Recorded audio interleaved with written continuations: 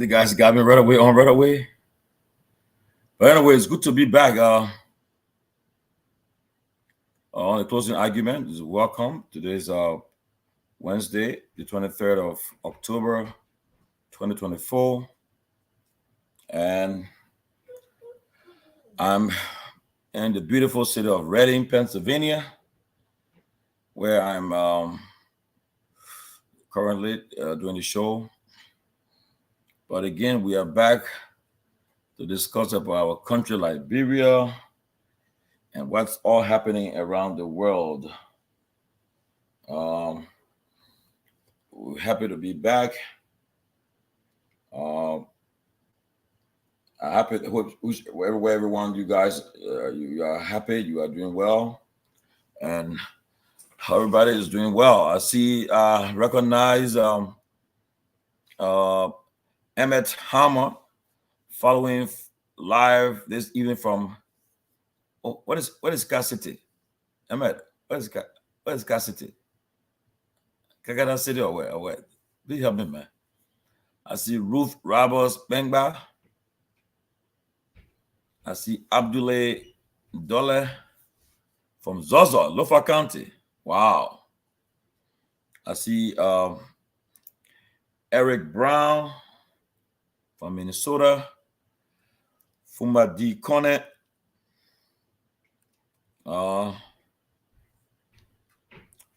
Good to see Robert Garguah Jr. Robert did a splendid job last night, and I want him to continue. He did a good job last night. And Robert, take it from there. Let's continue. Let's do it together. Let's make this happen. Otero Swa is watching. Garguah, let's get this going. Yes, sir. From Minneapolis. Yes, Robert, sir. I love the online. I think we should follow that online. Let's go. Let's hit it from there. Yep. Before that, let's just talk about your day. Talk about what's happening in your area. Yeah, everything was going on. It's a great day in my area in Atlanta. It's the weather kind of up and down. So it's 1 minute it's cold and then the next is hot. So it's fall. So it's up and down. It's been a relaxed day for me. All for work today. So just been home spending time with the wife and my little Dougie. And following the. You got a dog. You got a dog too, right? Yeah, man. I got a Dougie. Yeah, man. I love it. I love it to death. I'm on a guy that call him Rocky. He's Rocky. Yeah, he's on the dog Rocky. This dog. Yeah. I love her to death, man. Yeah, but it's other than that, it's been a great day. It's a lot happening in the country, and so great to be on time today. So to all of our followers, our audience. Susan Pay, hey, how are you? Eric Brown, thank you so much. It's Axma Kamar. Thank you, Peter White. Thanks for watching, man. So how was it at your end? You're in Delaware, right? I'm in Reading, Pennsylvania. Oh, Pennsylvania. Okay. It's been a warm day. The weather is warm here, and the Pennsylvania is where all the candidates in the race now. Kamala is having a town hall meeting later on in Pennsylvania tonight with CNN town hall meeting. So awesome. I heard Elon Musk was offering $1 million per day, man. That guy's a fraud. He's a fraud, and the Justice Ministry is on his back right now. On his back, and I don't understand what he's doing, man. I don't understand. Well, the man, his petition is about freedom of speech. Yeah, and the right to bear arms. I mean, I'm for that. I don't have to vote for his candidate. Yeah, but the way he's doing it, he's trying to do it through a super PAC that supports Trump. Right? He's trying to do that, and that's why the people are getting concerned. Oh, but I mean, he got money to waste. They ain't gonna give us some money. We'll be happy. Exactly. That's what I'm saying. I mean, if he's offering that kind of money, I don't mind. I would sign me up. I'm not. You're not going to induce me to vote for you. That's all. Well, 30 more days, and we'll know who the next president of this country called America, whether it will be Kamala Harris or it will be Donald Trump whether it will be the glass ceiling will finally come off. Now, the first woman president in this country history will know in 30 days. Right. So I think Kamala it's a tight race, but I think Kamala is going to yeah, they pull have a this off. very big coalition going on. That's doing well, Yeah. Yeah. Yeah. Yeah, I think she's gonna put up. But look, thanks for watching. Share the show, please. It's gonna be another fascinating conversation. A lot's happening today. We have what the president visited the University of Liberia, launching a doctoral program. There've been many opinions about are we ready for that, right? Given all of the different challenges in our education system, are we at the stage where we are ready for a doctorate program? And then he also faced resistance from the Soup Boys. The police had to be called at the University of Liberia. They were protesting against the president's appearance on campus. Of course, I have my own opinion on that. And then, spending some time more in depth analysis of the speaker's interview yesterday. I had the opportunity to watch the full interview, and we were also touched on that. And of course, there are still different flux going on in the city. We'll kind of spend a little bit of time looking at that, and then I'm not sure if Tomalin have anything else or the other guys have anything else they want to charm in. But continuing to share the platform. This is the closing argument, where we give the news as they come. We don't care much about the views. It's about the substance of the discussion, and this is what it is about. Dr. Heron Peabody, welcome to the closing argument. How you doing? How is it at your end?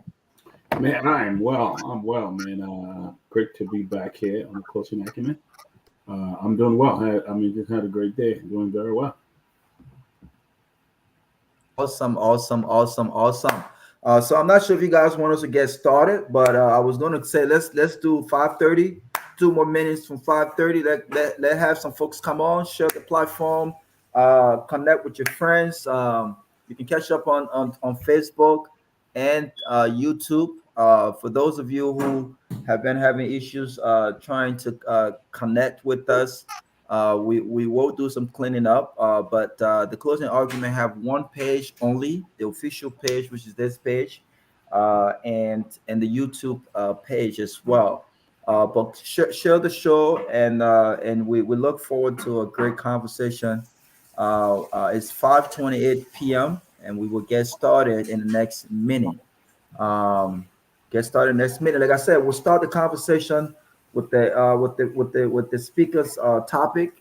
Also, there was a press conference today from the block calling on the removal of the speaker. I think they talked about some issues about his appointment and his some representation in Guinea. We will talk about that a little bit. Obviously, these guys are not happy about the speaker's appearance on that network yesterday. I think Tomalin talked about the numbers. How are we with where are we with the numbers? Are they still at 30 or 38 or 35?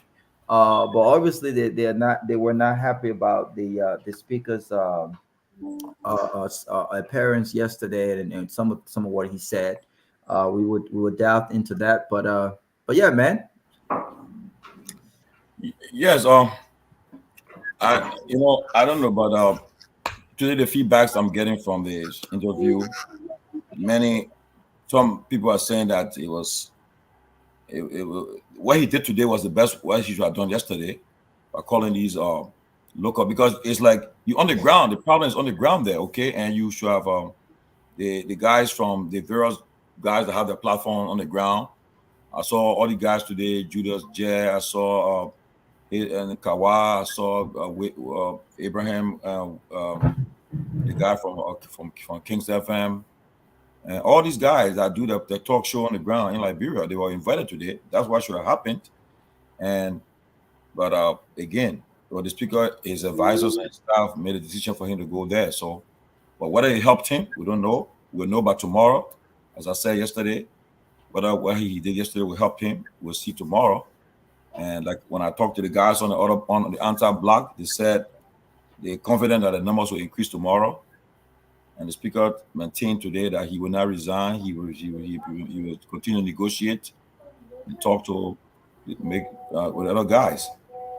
Well, let's see what happens, guys. We're waiting to see tomorrow. It's a big day, so let's see what happens tomorrow. Well, I want you to hold your thoughts on that. Let's start with what's happening at the University of Liberia today. We will get back to the speakers, in-depth analysis about it. We spent some time on it yesterday, but let's start with President Joseph Boaka's visit to the University of Liberia today, where he launched Liberia's first official doctorate program at the University of Liberia, the PhD program in health science and education administration. And they describe it as a transformative step in the nation's education sector, aligning with the government long-term vision for inclusive development. Now, I don't think that advanced education at that level, I don't think it's a bad thing for our country. In fact, for Africa's oldest independent, I think that we should be ahead of the game by now, especially when compared to our neighbors in the region. Ghana is advancing. The University of Ghana is at a whole different level. Amazing programs is taking place over there at an international level. Different international exchange program, internship programs. Same thing in Kenya and Rwanda and other places. So I don't think it's a bad thing. But I think the question, and I think this is what we should discuss, the question here is, are we ready for a doctorate program in Liberia, given all of the challenges of our education system? And I will start with Dr. Peabody on this one. When you look at the budget over the years, when you looked at what we need to do for education reform purposes, our high school system, the foundation, not even our high school, kindergarten, our preschool, we're still struggling. We have not really, as a government and as a country, looked at our curriculum from the foundational level to see where we are right now in the world. What is advancing? You looked at science, math, technology. All of the different countries across the world that are world superpowers today are focused on these areas. How do we get ahead, or how do we catch up when it comes to technology, when it comes to science, when it comes to math, and things like that? So a doctor program idea is not good, but is the country prepared for that right now? And do we stand to benefit short and long term with this program? Dr. Peabody, what are your thoughts on the launching of Liberia's first doctorate program in health science and education administration? Do you think this is appropriate now? Are we ready for that? Good evening again to the listening audience and to all our fans, Robert. That's a very good question. What comes to mind? Look, I felt sick today when I heard that the nation's oldest University of Liberia, been around probably for over 50 years or more, and all these years, this is the first time in history that we're going to have a doctoral program. I think I applaud the leadership for starting that. But then again, are we prepared for that? Do we have the resources, the logistic, the different resources, the financial support to really start the program? If you look in the budget, whether Liberia budget is very poor. Whether they don't even have transportation, they don't even have you go on Fenner campus, you some area the bathroom are not even working and stuff like that. Even if you go on Capitol Hill and see what the other campus there. So, it's a good initiative. I must commend the government for starting that, but I don't think we are ready for that. I don't think we are equipped. We don't we don't have the we don't have anything to start that program. To start a program like that, you say you need to put aside, the University of Liberia will put aside, the government putting aside $3 million or $4 million to start a doctoral program, where it will have the quality and value, where people walking out of that program will be able to compete with other PhD students in other countries like in this up region, Sierra Leone, Ghana, and other places. Whether we able to compete with them, I don't think we are ready. I don't think we have the resources. We don't have the funding. I applaud the idea of starting a doctoral program. But you see, Robert, just recently in the news, there's a government official who went to the University of Liberia and I understand used somebody else's name or somebody's number to graduate for a degree. And now you can't even the university authority were even writing letter in regards to this guy. So if the university can be that porous where people who didn't go to school, people who had to go to class are graduating at a cum laude level, I don't think we are prepared. The system is just not ready. We got mass graduation every year, but how many of the students really went to the classroom and earned what was it merit to those degrees that whether it was meritorious or not? So I really applaud the idea of starting a doctoral program, but I don't think we are ready for it. I really don't. Thank you. This brings me to St. Tomalin, George. I mean, they talked about the arrest agenda for inclusive development, the AAID, which is part of the Boakas administration national development plan that's been implemented. Do you think this is more of a political bluff, right? Like we saw during the former president's administration, the idea of Liberia owning its own aircraft, I thought was amazing. But we did not do our due diligence to ensure that we were adequately ready for that, right? And then you saw the launching of the infamous airplane cake situation, and not much became of that.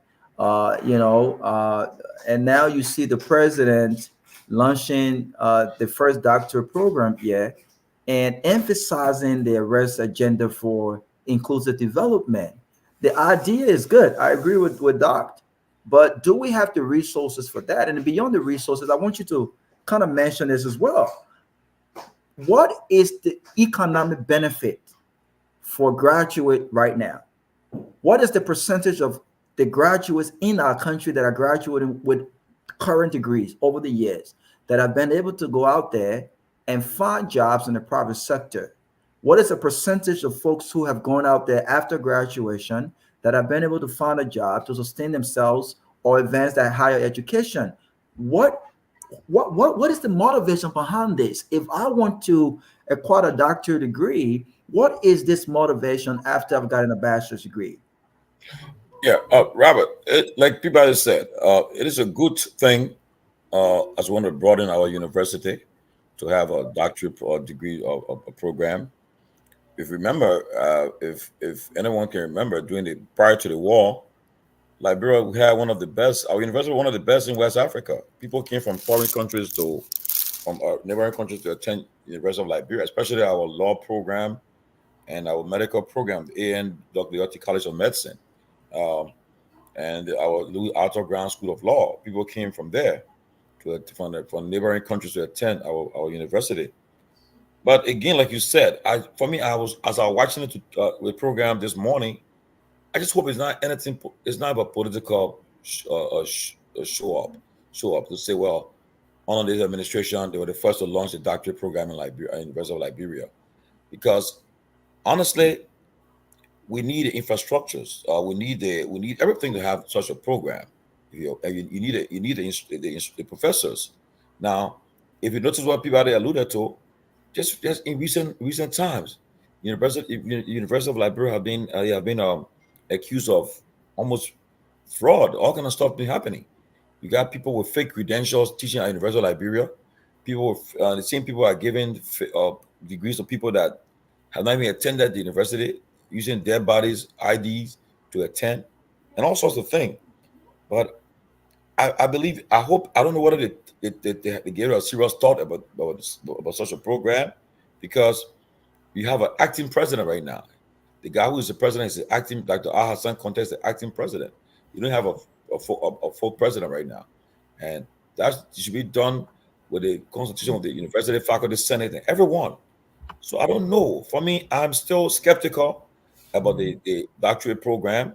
And I think we need to invite somebody from the University of Liberia. I saw my friend and brother, brother Twe. What his name? What the brother name, man? Maurice Twe. Maurice Twe. He's the vice president for public for relations, like community relations, university relations. I think we need to get him on the show so he can explain to us more about this program, because I just don't believe that Ellie is ready for that program. But perhaps if he comes on the program, he will give us more details about the program and give us the reasons why they're launching it and how prepared they are. But for now, I'm a little bit skeptical about that program, and I don't know how it will benefit us right now.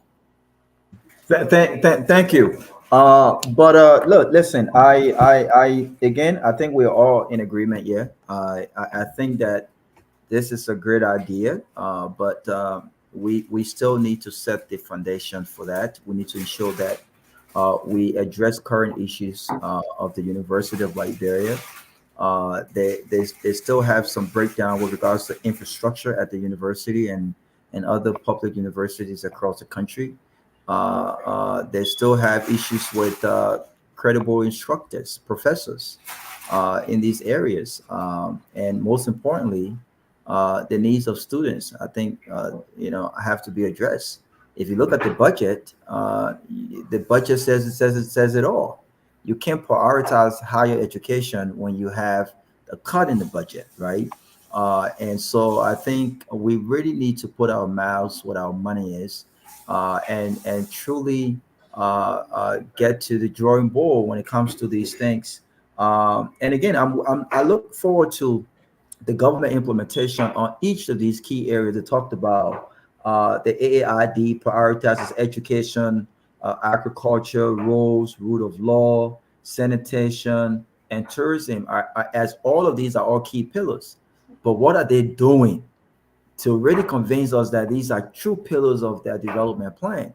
And so I don't think we're ready. I'm not sure if this is going to go far, but let's see exactly what happens. What are your thoughts, Dr. Peabody? This is not the first time we've seen student leadership on campus really object to certain leaders and parents on the university, be it the president at the presidential level or at the legislative level. We saw these guys object to former Representative Agar's grade for political reasons, right? Do you think this is necessary when it comes to students being able to express themselves or their disagreement? Do you think that we should have students objecting to the presence of leadership on campus? Well, Robert, I may come from a different point. I think this, for me, I've said it over and over. This kind of lawlessness really needs to stop on the university's campus. It had been going on for a while. We saw just last year, the last 2 years, we saw a lot of people, the Minister of State, the Minister of Finance went there one time, they stoned them, the former Solicitor General, other government officials have been at our university campus, and they tried to put a lot of lawlessness. Let me be honest here, the president of Liberia, you cannot disrespect the president of Liberia, even if you disagree with him. There should be a proper way to channel your grievances. There should be a right way to do it. The very university that you are on, you are standing there Stony Rock and breaking the buildings, and you don't even have a good building. Honestly, you don't even have a good building. And you are demonstrating there, you are destroying it in the name of expressing your displeasure. This is not how people express their displeasure, in a safer way of doing it, because the way people think in the mind is how they act.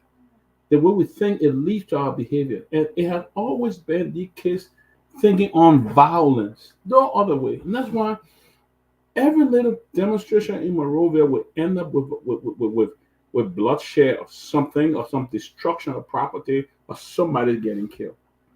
This notion You don't see people do that. I mean, we had something like that happen in America, but that was a serious the war going on in Israel and Gaza and stuff like that. But you invite the president of Liberia. This should be a day that you guys should have been happy, dancing, rejoicing that a new program, a new education program, a PhD program for the first time in the history of the University of Liberia is being launched. Why not you embrace it?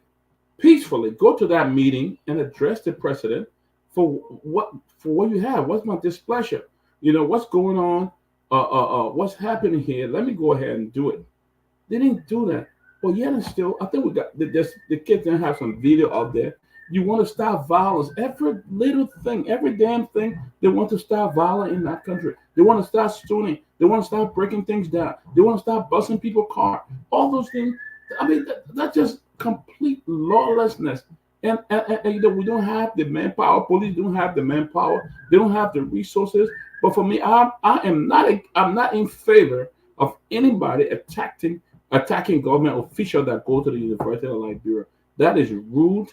That is totally out of place. It's despicable. And I don't think they should be doing that. Thank you. This is what I will read part of what they said. They basically described the president's visit as Nicodemus-like visit to the university amidst ongoing neglect. Hey, oh my gosh. A man ongoing neglect of its essential needs. Students are furious and refuse to welcome those who perpetrate their misery and poverty. The statement reads: the University of Liberia remains a bastion of consciousness and the epicenter of intellectual intelligence. Those managing our resources and taxes without addressing our needs should not be at peace at this major hub of enlightenment. But to your point, this is something we have continuously, embraced, where we have student leadership on campus more political than focusing on academic affairs. And there's nothing wrong with disagreeing with the government. There's nothing wrong with disagreeing with the president.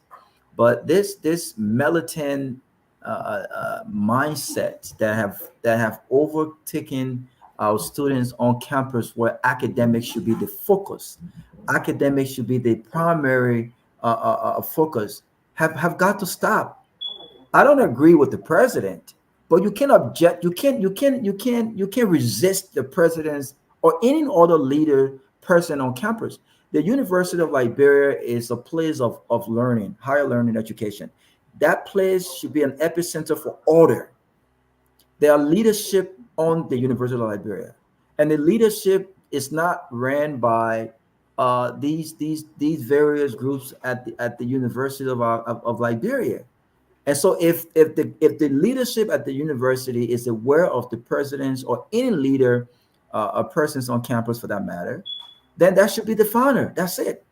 That should be the founder. I think these guys have got to find different ways to express their grievances and get redress.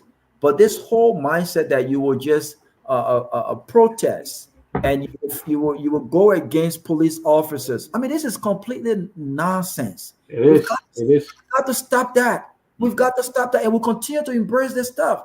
The other day, we had a leader of SOUP on our network, and I asked him, what other strategy do you guys have when it comes to expressing your grievances and seeking redress? What strategy do you have when it comes to a protest, when it comes to talking about concerns of students on campus? I mean, this thing about the president is not welcome if the president is not welcome, does that address your concerns? How are you going to get redress? How does that help? Dr. Peabody. Robert, who are you, by the way? That's the president of the nation. Who are you, by the way, and say the president is not welcome? That's your boss. I may not agree with the president. I may not be a fan of President Barker, but he's the president of Liberia. And you should need to respect your leaders, and you are just a student. You're nobody. You're student. Okay? And if the president is coming to the campus, who are you to sit there and say that the president is not welcome to the University of Liberia? It's not even the university administration, but you just as a person who trying to find a way of go do your class, you telling the president he's not welcome to the campus for a major program. And I think, bro, I don't support this kind of behavior. I know the student at the University of Liberia go through a lot. There are a lot of Liberian students, in different countries that I sometimes support their organization. But I think the student in Liberia, what they need to do, learn that they are students. Their parents struggle a lot to send them to school so that they will learn something. Their parents did not send them to the school to be involved in group that will be attacking the leader of the country, that will show no respect to the leader of the country. I mean, Liberia is a democratic nation. You are entitled to a peaceful demonstration to do what you want to do. But my point here is when you get out there and start to act demonstrate violence, now you're growing up, you're a student in the University of Liberia. By the time you graduate and have a family, do you expect your kids to be like that? Do you expect your kids to grow up? And that's why we see a lot of anger in that country, Robert. You people cannot even have a safer conversation. There's anger, there's fighting, there's a lot going on because they can't even have a civil conversation. The next thing, they want to take it to something violent. They want to start fighting. They just can't agree. I mean, you and somebody having a conversation, you disagree. The next thing, taking the next level, you want to destroy this person. You want to go after him. You want to go after the family, only because the person disagree with you, the conversation you were having, all of that. I think this kind of attitude needs to stop in our country, especially at the university level.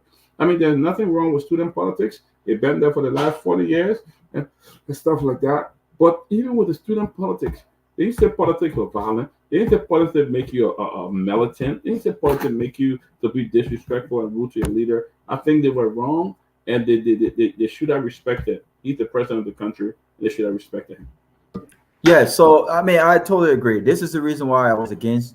I'm against. I mean, they are all citizens of the country, and they have rights to vote. They have rights of political affiliations, but I don't agree with this whole idea of folks having student government on campus, endorsing political parties, speaking against one political party, and vice versa. This is not how it should be done. And I wish that they can channel their grievances in different ways, where they can get redress on some of the issues and challenges that they are facing, rather than going the route that they are going. But let's jump on this speakers stuff. We spoke briefly. We spoke about it. We spent a lot of time on it yesterday. But many of us did not really watch the full interview. I'm not sure if you had the opportunity to watch the full interview. I did last night, and there were lots of things that was mentioned that he addressed. As far as the resolution passed, and the reasons why these guys want him removed. Part of what he talked about was the manipulation of his budget, right? And the fact that he had already spent $5.9 million when one of his staff member called him and said, "Hey, Chief, we spent $5.9 million so far." And he said, "How come?" And when he called the Ministry of Finance, they said, "Well, we actually put some money through your line that wasn't on your budget, but it was for legislators, and I thought that was kind of interesting that the Ministry of Finance would put money through the line of the speaker or anywhere else that just was not meant for that. I mean, it's insane that would even happen in Liberia. There's something fundamentally wrong with that, right? Where if you have $2.5 million for lawmakers' vehicles, for instance, if you have $1.5 million for a different committee, but you're putting that through the speakers as a line items or expenditures, when that should not be the case. How does that even happen in Liberia in the 21st century? Dr. Peabody? Look, let me say this, guys. The legislature is corrupt. Let's be honest. And for me personally, I felt that what the speaker did on his interview today was what he should have done. I don't think he should have had a separate interview. What he did, bringing out journalists and others today, I think was one of the best things that he did. Coming out and talking. But again, it's a lot of complication, involved. I know the stress that he goes through. I know what he's faced with. But he put a lot of things. He put the actually put this the legislature. But let me say, let me use the Liberia word. He put the bus up there yesterday. Because he said that it will go to him. Or what is in this for me? What is in this budget for me? Speaker, what is this and stuff like that? He said that we're going to discuss in going through lace and putting money there for them and stuff like that. I think at this stage, it's a very, very difficult situation. Robert's not here, but I was hoping that we'll play the video of the president going to the University of Liberia campus today. We'll play part of that video, and then therefore we'll get back into this topic. But I'm telling you, the entire lawmaker, it's no doubt that they have a problem. They corrupt. They into corruption and stuff like that. I think that the speaker did a great job coming out today, bringing a vast group of press to come and talk about what's going on. I'm hoping that we can get somebody as well from the other group to come and say something. We don't want to look just on one side and not showing the other thing. But I think they have they said there's two sides to every story. There's two sides to every story because they have other allegations, against the speaker and stuff like that. But I'm not against it. I don't think they should be trying to remove the speaker from there. I don't think it should be the right procedure. I'm still calling for them to come together and find a way that they can deal with it. But because this is going to spread up, and Liberia is going to end up being a mess. I mean, because tomorrow, I don't know what's going to happen tomorrow. We don't know what's going to happen again tomorrow. But Robert, it's just a corruption.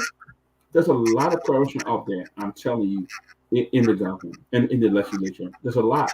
I mean, we're talking about the House, but what's about the Senate?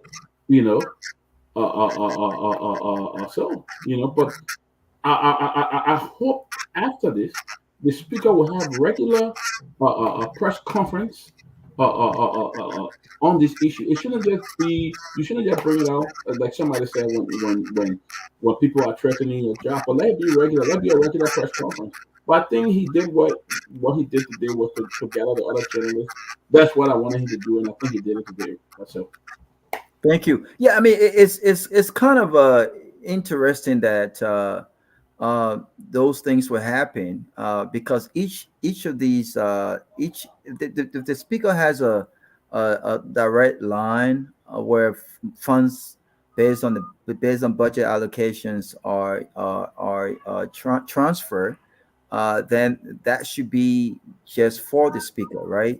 There should be no monies going through the lines of the speaker when it's actually meant for something else, which really it blows my mind that in the 21st century this is happening in our country, right? And to be honest, given the society that we find ourselves right now, if the speaker does not come out to say, wait a minute, my account is showing that I've spent $5.9 million so far, but the $5.9 million actually was not spent by me. Who will believe the speaker if his line items or his expenditure shows that the funding came through your account from the Ministry of Finance and it was spent through your account? I mean, how does that even work? How does that work? I mean, this encourages corruption. This breeds corruption. There should be no way where the Ministry of Finance accounts on the issue of accountability is set up in a way where $10 million is coming through one account when it's meant for a different account. Yeah. The House of Representatives should have their own account where funds that are coming through for vehicle purposes goes for vehicles purposes.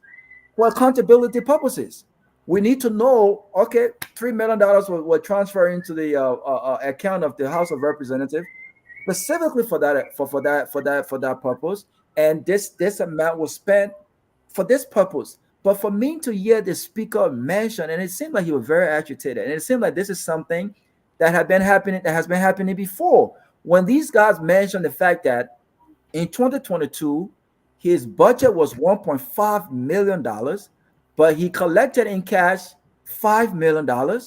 This is exactly what possibly happened.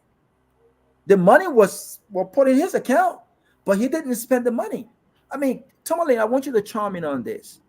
Do you think that this is a systemic issue when it comes to corruption in our country and the movement of funds in our country, where monies are supposed to be meant for something else, but it's been spent on something else, but yet it's still it's been channeled through different accounts to either do a got you movement with folks who are decent people on one side, because forget the speaker, right? But this could have been somebody else. How do you have monies coming through the speaker's account that was meant for legislators' vehicles? How does that work?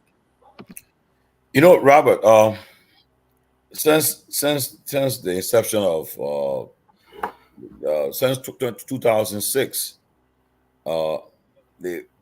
prior to 2006, when President Tudor was president, and even President Doe, I remember my uncle served in the Doe. He was senator from Riverside in Doe government, Senator Roberto Doe, and we know it wasn't exciting to be a member of the legislature at the time, but it wasn't something exciting. The only thing the boasted was the honorable name, honorable title, honorable, but the issue about money, all this stuff, it wasn't like prevailing at the time. But since the war ended, even Taylor time, it wasn't like that the same way too. Since President Sirleaf election, when we started hearing about these lawmakers, things getting attractive for them. For the last, since 2006 to 2020, 23, 24, you check how much money have entered the legislature. See the budget of the president, the vice president, the speaker, the deputy speaker, the pro tem. See the budget. The budget, I think the budget was almost $15 million. The five highest elected officials in the country. So pray tell me now, you know very well that with all the millions of dollars that have passed through the legislature since 2006 to today, and we have been learning about a lot of issues about corruption in the first branch of government, but they have never been audited. This what I listened to the speaker today. He said, when they asked him a question about his budget, he said, "Let's do the audit. The audit will speak to everything you asked me." When they asked him, he said, "Let's do the audit." I remember Secretary was pressing him 4 or 5 times. He said, let's do the audit. The audit will tell you exactly the questions you ask me, will answer the question you asked me. So it's no secret. You and I, if we follow our governance process since 2006, most of the guys that are in our legislature that are still there, they are veterans that are there. They went to our legislature with nothing. Most of the guys were broke. They never had nothing, but you cannot tell me that over the last 18 years, only the salary that they have accumulated that give them wealth today. No, it's just not possible. Okay, some of them, I'll be honest with you, that the speaker he was doing business before he went into the legislature. He said today, I was a businessman before I was a lawyer, businessman before I got elected into office. So in other words, he was saying he made his money out of the legislature. Okay, so yeah, so he said he made his money before he went over there. And moreover too, most of the other guys, you got the top guys. Don't forget the likes of Mukwe, Chair, Moi, all these guys. These guys are being even my own friend, the BP, all of them they being in top position in the legislature as ways and means, rules and order, executive, all these guys, So, and these are key positions that deal with the finance of the legislature. So we don't know. So, but for me, Robert and Peabody, the only thing I will see happen is somewhere an audit is done, if not systemic audit, financial audit is carried on, and we see the outcome of it. Once the audit is completed, it's made public. We'll see whether the money have been used inappropriately. And second thing too, concerning the speaker and the issue about the black issue, tomorrow is a defining moment, because tomorrow a lot have taken place since Tuesday. I know since Tuesday the session was boycotted, and the two sides have been fighting, throwing back and forth. Negotiations have taken place too. The speaker said the CDC guys on the anti-COFA block, they have in discussion with the party. Let's see whether the party have intervened and the party have really exerted pressure on them to reconsider what they are doing. We'll see tomorrow. Let's see what happens tomorrow. It's very key. We'll know where the impasse is tomorrow, because like when I talked to the guys on the anti-COFA block, they told me today and yesterday, they told me, say, tomorrow the number will increase. They said they have for the one, I think, on Tuesday, and they told me, say, they will increase. I said, but you will not get 49. They said, well, we won't get 49. We'll keep on doing it. We'll get 49. So let's see what happens. And the speaker and the team that are negotiating to see that they stop it. The speaker wants negotiation. He wants to negotiate. He wants for them to sit down and talk. And he said today, if they go to the session and they have a quorum, if there are 49 members come out and say, well, you have a petition, he said he will recuse himself. The deputy speaker will preside. They will put the petition on the floor, and he will defend himself. And if the 49 vote and say, well, he should be removed, he said he will abide by it. So, but for now, he said he's not going to resign, and he'll continue to seek reason to put the cause in order. So, but I tell you the truth, there's no secret that the poor money have not been misused in the House of Representatives and the Senate since 2006. There's no secret about that. You see people's lifestyle. When the people take office, you see, that's why it's important to declare your assets, so we know what you enter office with, and when we see you living some kind of extravagant lifestyle, we'll say, but then the man came to office or the woman came to office with something. But now, if you came to office with 350, and then today you see you get 4 houses and so forth, it needs room for questioning. But let's see what happens tomorrow. So I think based off of what I've heard, I'm really pretty convinced that I think the speaker's demand to have the House of Representatives audited, I think, have raised a lot of concerns from those who have been part of that system for a very, very long time. Now, this is not to exclude the Speaker COFA, right? Because there are those who think that those who don't think that Speaker COFA comes with a clean hand when it comes to corruption. But in as much as I disagree with him and how he has conducted himself as speaker, specifically with regards to not solidifying that independent divided government, independent legislature, and things like that, and holding the executive accountable, being that check and balance, I will give him credit for attempting to clean house here. And I think the right thing to do is to welcome the audit, because apart from just trying to, catch corrupt or curtail corrupt practices, I think what needs to happen here is structure needs to be put in place here. Because when you have monies coming from one entity to the speaker's account, and that fund should not be coming to the speaker's account, it breeds corruption, and it puts people in uncomfortable places where your enemy could use that against you. I mean, without the audit or without the evidences the speaker has, and I'm sure he has bank account information. Without all of this information, we can never know whether or not the speaker was supposed to get $2 million, but so far record shows that he spent over $5.9 million. I mean, no one would know that. No one would know that. And people who may not like him can claim, no, we did not even get that money for the purpose for which it was given. But the question here is, why do we have a system or a structure where money's meant for something else goes to the speaker's account? Who's to tell how much is going through the account of the president and the vice president that does not even belong to them? Who's to tell that? And so I think the audit is important. I think it's long overdue. The state of Massachusetts is one of the less effective, efficient state legislatures. They have one of the less effective legislature in the United States. And recently, there have been this back and forth about the state auditor being ordered to audit the Massachusetts legislature, and they've been back and forth.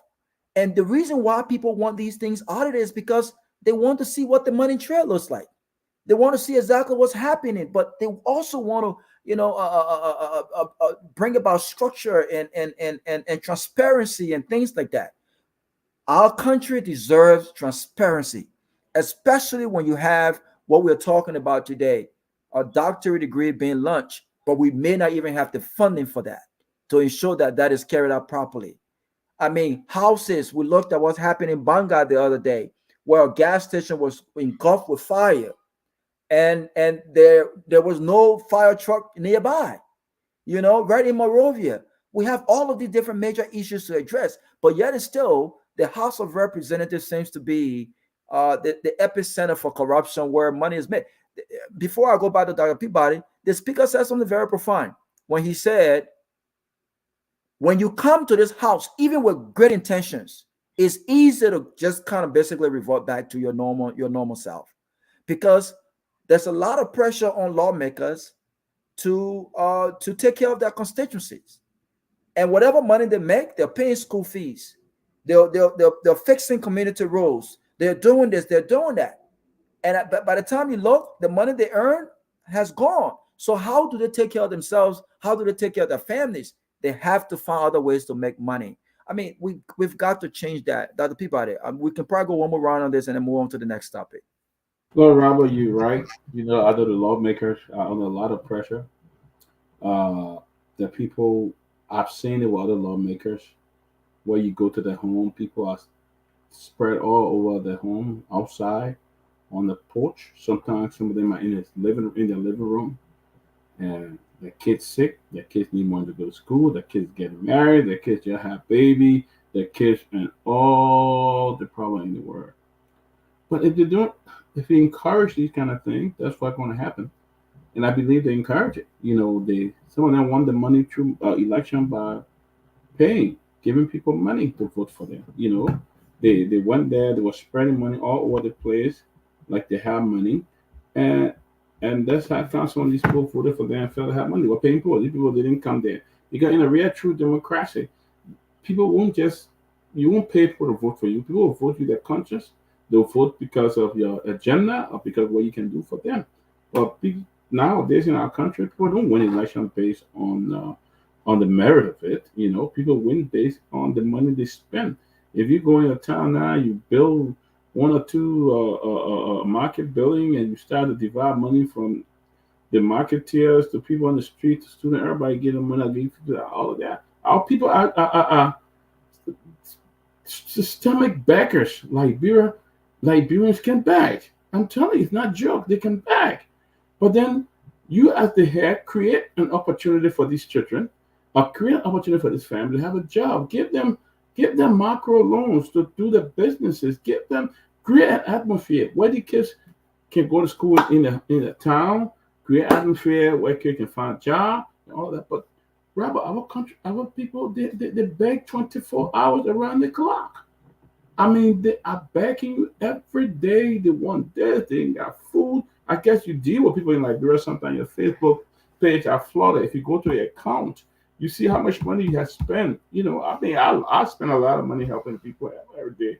But it's so systemic that you go to the school, they beg you. You go to hospital. I mean, I went to Liberia one time. I carried some gas, and while we were donating a lot of medical supply, the doctor the nurses or doctor were begging and said they're not on payroll and they're not getting paid. Then you go to the school, the teacher said they are not taking pay and they need money. So all the things you carry to help them, the laptop, the different generators and things you carry to help them, they don't want it. What they need is money. Our people beg so much until they can beg you that you fall off and feel or something like that. I mean, everywhere people are begging. Either so, these lawmakers need to create the opportunity for these people to get jobs, for the people, for investors to come in the country, create opportunity for the people to find something to do, give them things to do, macro stuff. Get people who in the market, get people who making pineapple farm or something. Find a market, work with other areas in government where you can work with the business people to help these people. And that's the problem we face. So the lawmakers are faced with it, but that shouldn't be a reason for them to also demand more money from the government. To be having separate budget here, to pumping millions of dollars in the other budget. And nobody know why I say that money for some is going to another budget when nobody know, when it's not intended for that purpose. You say for this, but then the money come there and is used on something else. So I mean, it's the problem. It's no surprise that the people beg their lawmakers for money. But that's not a responsibility. And that's one thing you should tell them, Robert. One of the things I've told people when I travel to Liberia, when I go to these villages, I don't have money to give you. I don't have money. I'm here to do something sustainable, something that benefits a larger segment of the people. Okay? So if I go to this village and find 500 people living there don't have access to clean water, I'll build a nice hand pump and they all get water to drink. If I go to this village and find 100 or more kids there don't have a school, I can't maintain, I can't pay the teachers. I will go if we need to rebuild a government school, I build that school and turn it over to the government who have the resources to manage it and stuff like that. Because I just cannot give everybody money. I mean, it's straight up. So I tell you, I'm not here to give you money. I'm just here to do this and stuff like that. Yeah, I mean, obviously, I always tell folks and everyone, for 10 years, I will, and still now, I'm not as active as I was. But for 10 years, when I first graduated in 2000, when my associate degree, I went back home. It was the first time I went back in a very long time with the humanitarian thing, right? And I always tell people, every young person who is in Liberia, who's involved in giving back, I always say to folks, you cannot give what you don't have. And that's just the reality. You can't give what you don't have, because I realized that, Liberians, they will squeeze the very last juice out of you. They will squeeze and they will continue to take and continue to take, continue to take. And when they can't take no more, they will laugh at you when you don't have much to give and when you don't have much for yourself.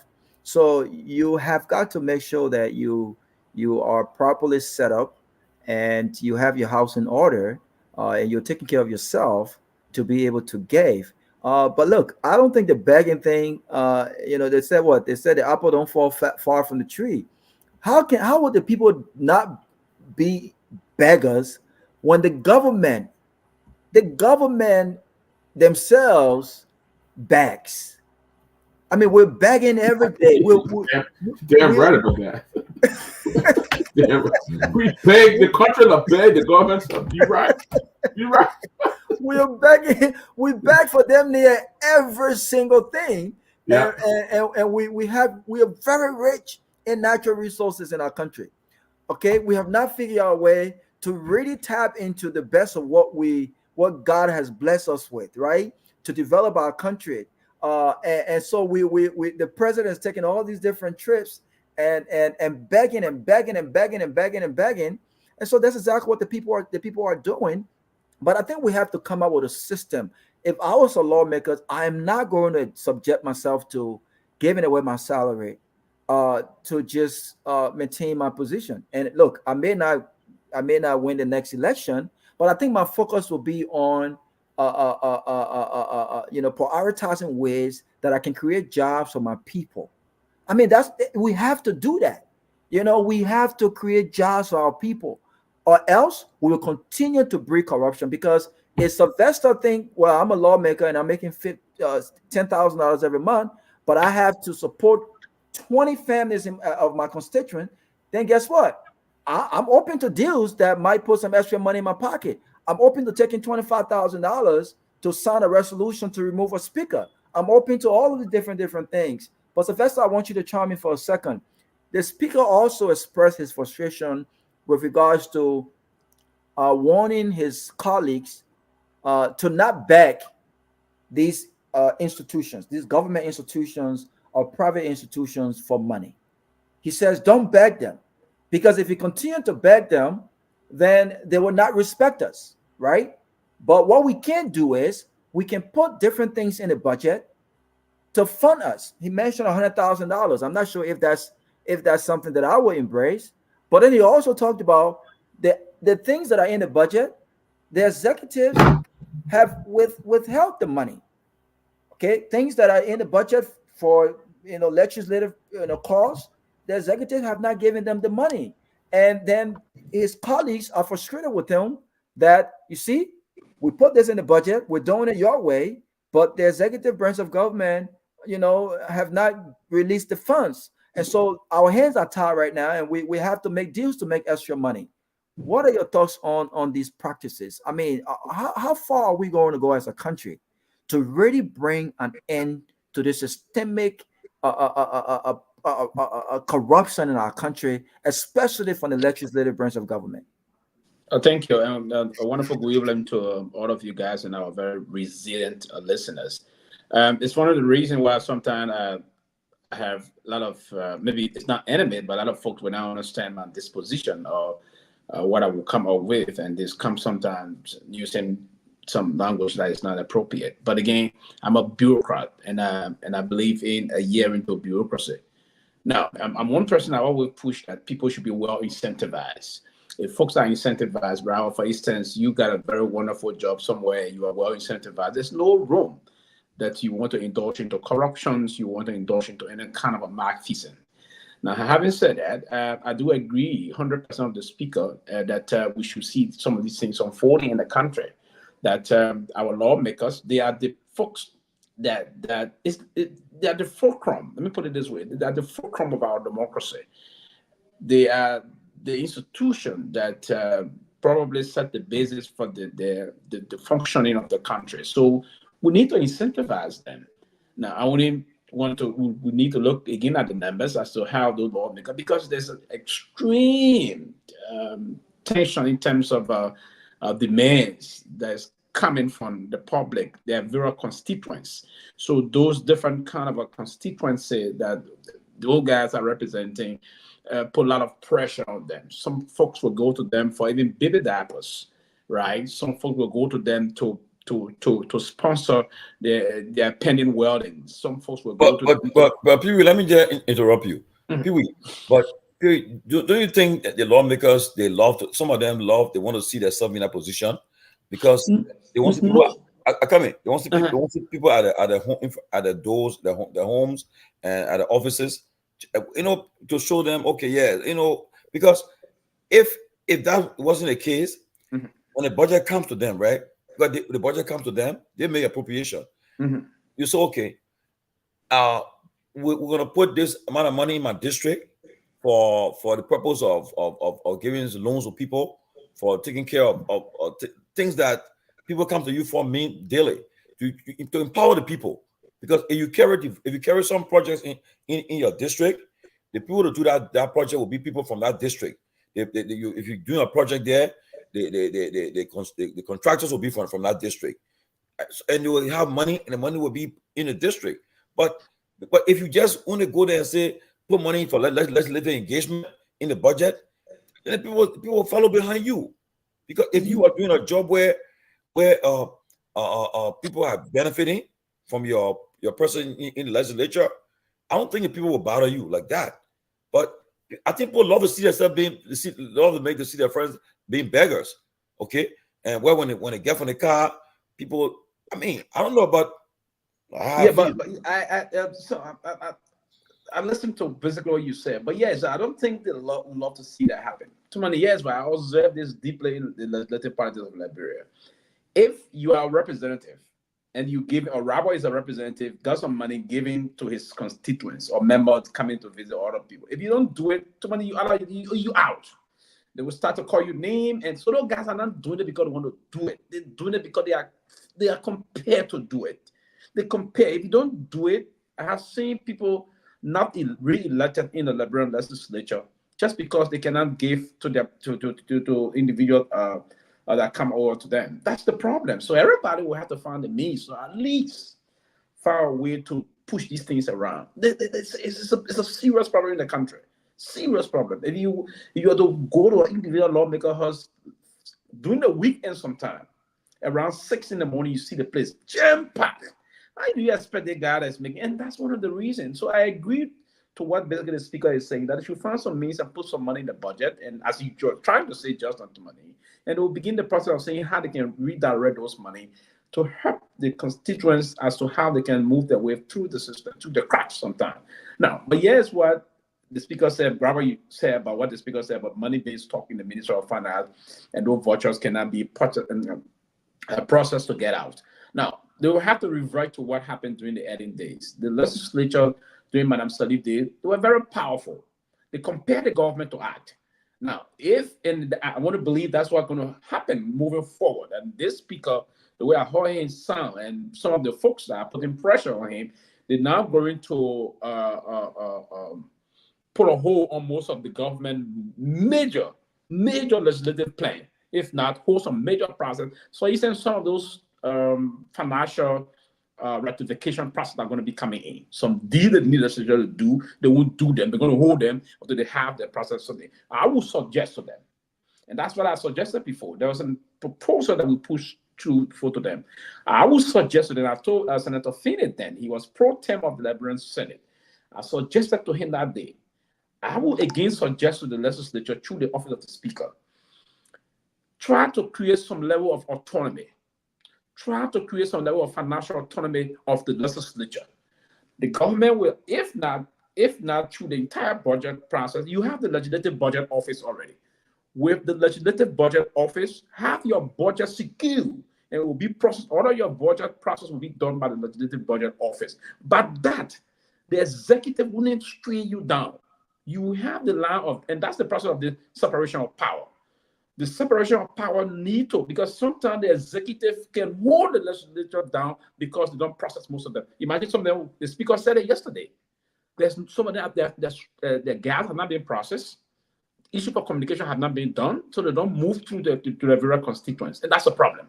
So I will hope that they will compare the executive this time around with need some legislative and financial autonomy that will be controlled by our own budget office. But that you begin to move the system and shift the gap moving forward. Yeah, but I'm sure that the crafter of our constitutions, were smart people, right? We talked about the three branches of government, and the three branches of government should function independent of the other, Yes. right? And so to have a political system in our country where the president literally runs the first branch of government, and yet we talk about the independence and of the legislative branch of government, the judiciary branch of government, and the executive branch. It's a total contradiction, right? Because if the president the president have the power through the Ministry of Finance to handicap the legislative branch of government, then that branch is not independent as they should be independent. And why should we have a system where the funds of the legislative branch of government is dependent on the executive branch of government? That should not even be the case. That should not be the case. This is exactly what the reason why these guys have been handicapped, because if the executive have to process gas slip and they have to choose when that is processed, that's a problem. If they have to process monies in the budget that has been passed already, and they decide when to do that, that becomes a problem. Now it brings me to my next question, and then Sylvester, we're going to go back to the response from the black calling on the speaker to be removed. But what role does the judiciary branch of government play in any case where there's a constitutional crisis? Because I believe that in the next few days we are headed for a constitutional crisis. Yeah, right. I heard the speaker talk about there's no need for a presidential intervention.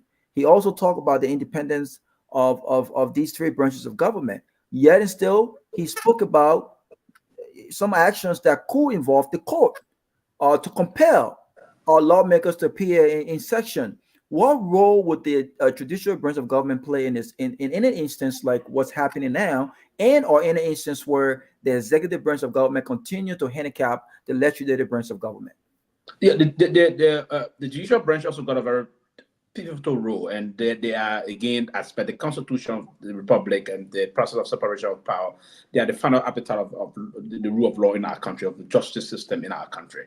Meaning, whenever things are not right, they set the perspective, the right agenda as to, hey, who is going right or wrong. So now, my anticipation is that the Speaker and his team going to move very soon, if as per Article 33 of the Constitution, if those that are boycotting, the Constitution provides that those that are in, that don't have quorum, will set the basis to compare them day to day to appear. Now, if they don't appear tomorrow, Thursday, a working day for them, we anticipate them to come Tuesday. If not Tuesday, if it passes fast session day, then it's a problem. I think the Speaker and his team will have to move to the Supreme Court. That will not be the Supreme Court or the Justice in Chambers to file a writ of mandamus. And that writ, I think, in my proper belief, I hope I'm not mistaken, that's the appropriate writ. That writ is there to compare them to come. And that's what the Constitution indicated. The fact that the Constitution said they should be compared. The Constitution did not say you should beg them to come. Article 33 is forced, compare them. And that comparing them as per the legal interpretation is for the Supreme Court to send a ruling. The justice in chambers will have to be the one to say, hey, you are about to do this, you do this, and will determine who is the appropriate person that holding the gavel. The person that holding the gavel for now is the Speaker. Now, if you want to dethrone the Speaker as per their own rule, you have to sit under the gavel of the Speaker and you present your resolution.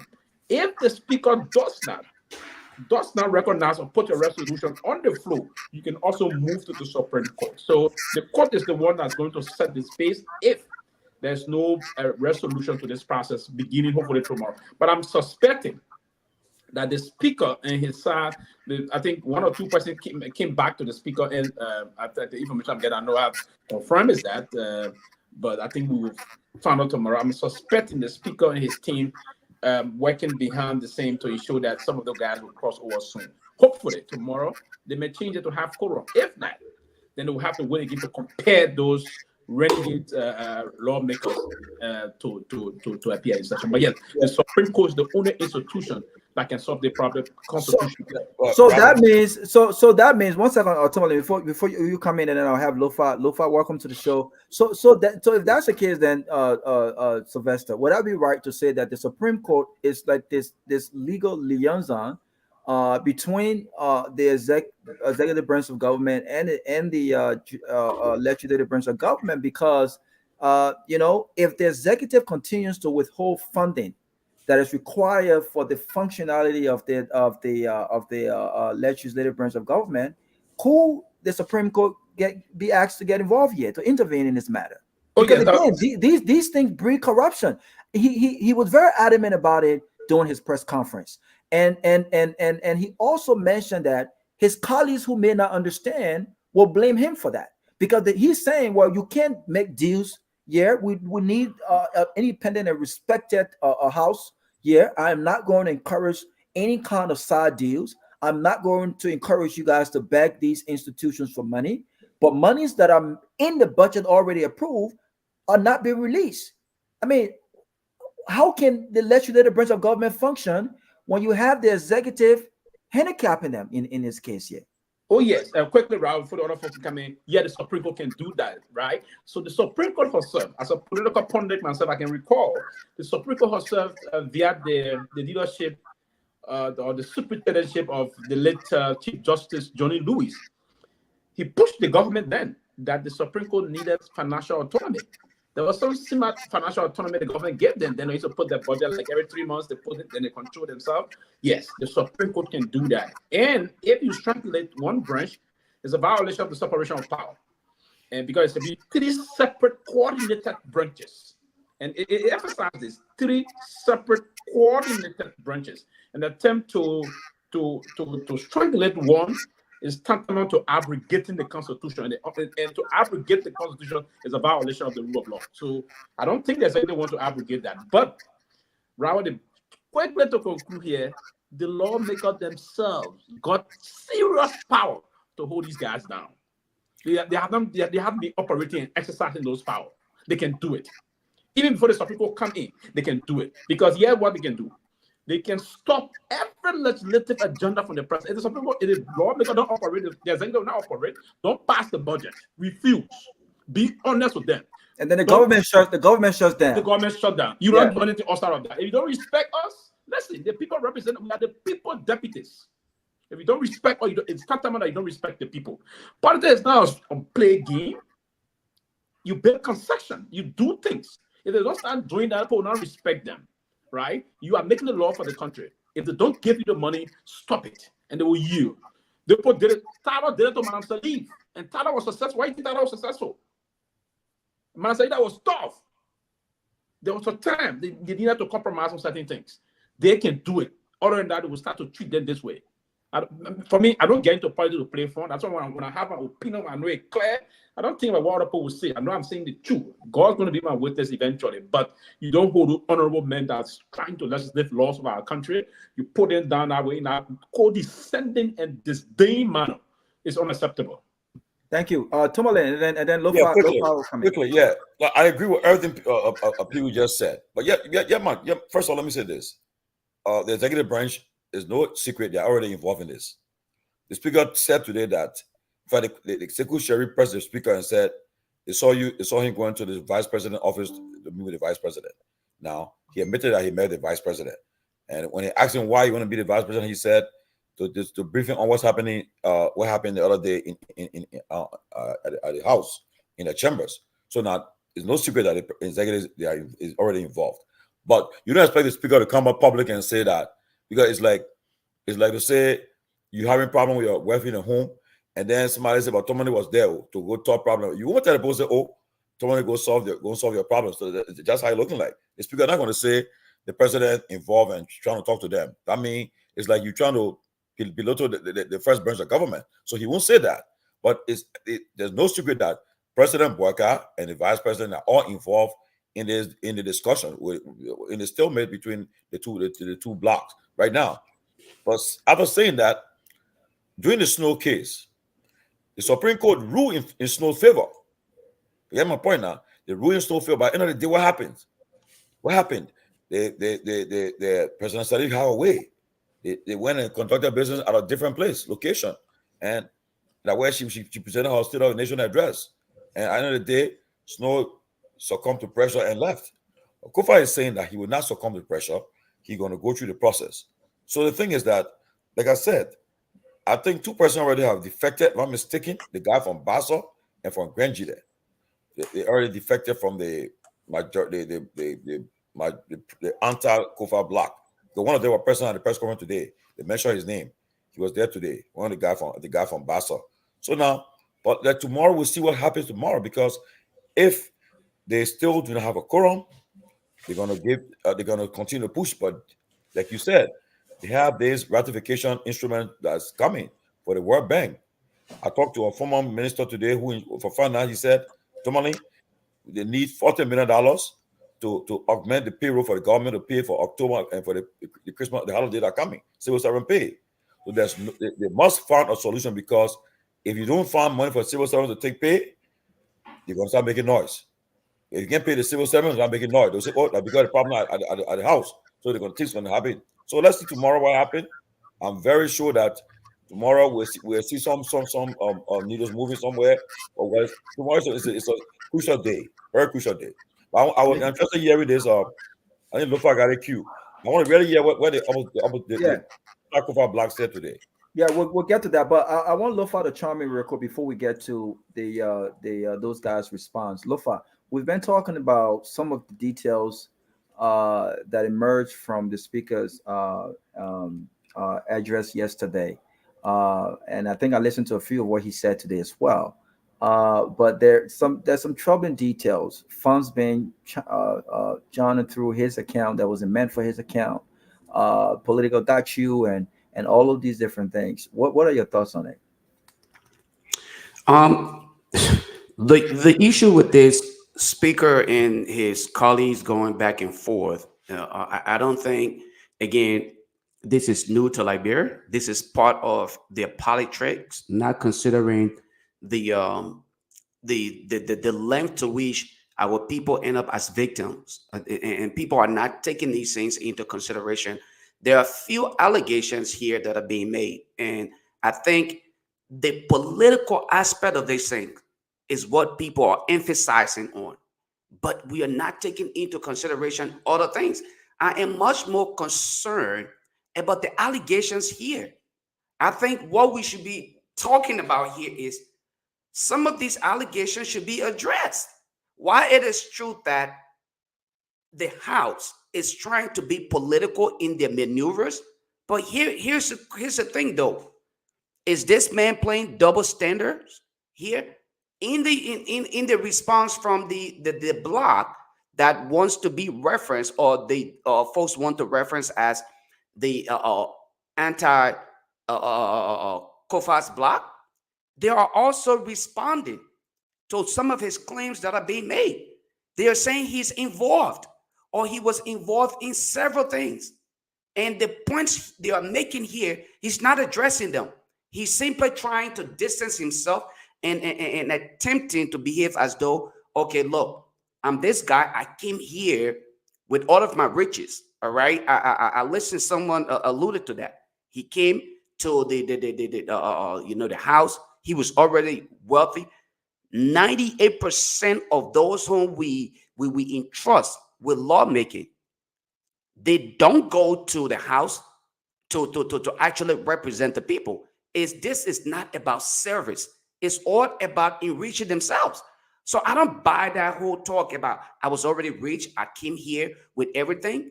At the end of the day, the masses remain the victim of all of these political shenanigans. Our people would not benefit from it. If the government is to shut down, you know what? Kofa can still afford to buy he and his family food. The other representatives and senators can still afford. Can the woman in the market afford? So I really don't want to waste so much time on discussing Kofa and his colleagues' maneuver to maintain state power or their desire to get all of these things across, because this is exactly who they are. So let me play the devil. Let me. It's gonna stay. You guys are. It's gonna stay with you, Lofa. It's gonna stay with you. It's gonna stay with you. I want you to speak on this real quick. You're talking about the allegations, right? I want to play a devil advocate, and I want you to respond. Let's speak on some of the allegations in the resolution. They talk about the speaker unconstitutional appointments of folks to serve at the ECOWAS. He said the Constitution allows him and gave him the authorization to select or appoint members to serve at the ECOWAS. He challenged anyone to prove otherwise. He also talked about the representation or legal representation of his firm, B Mountain, the LPRC orders, and all of the different institutions. He mentioned that some of those retainment were made, right? But majority of them, they have not represented some of these institutions mentioned in the resolution by these guys. There were many things that were mentioned. They talk about 2022, right? 2022, he was deputy speaker, and how his budget was manipulated. He was allocated $1.5 million. He got $5 million cash. You and I have not seen a single proof other than what they've said in this resolution. When you listen to Kofa, it seemed like he had the proof in his hand. So I want to play devil's advocate. If you are saying that Kofa is bluffing, one second, let me ask you a question. Robert, hold on one second. Let me correct something here. Hold on one second.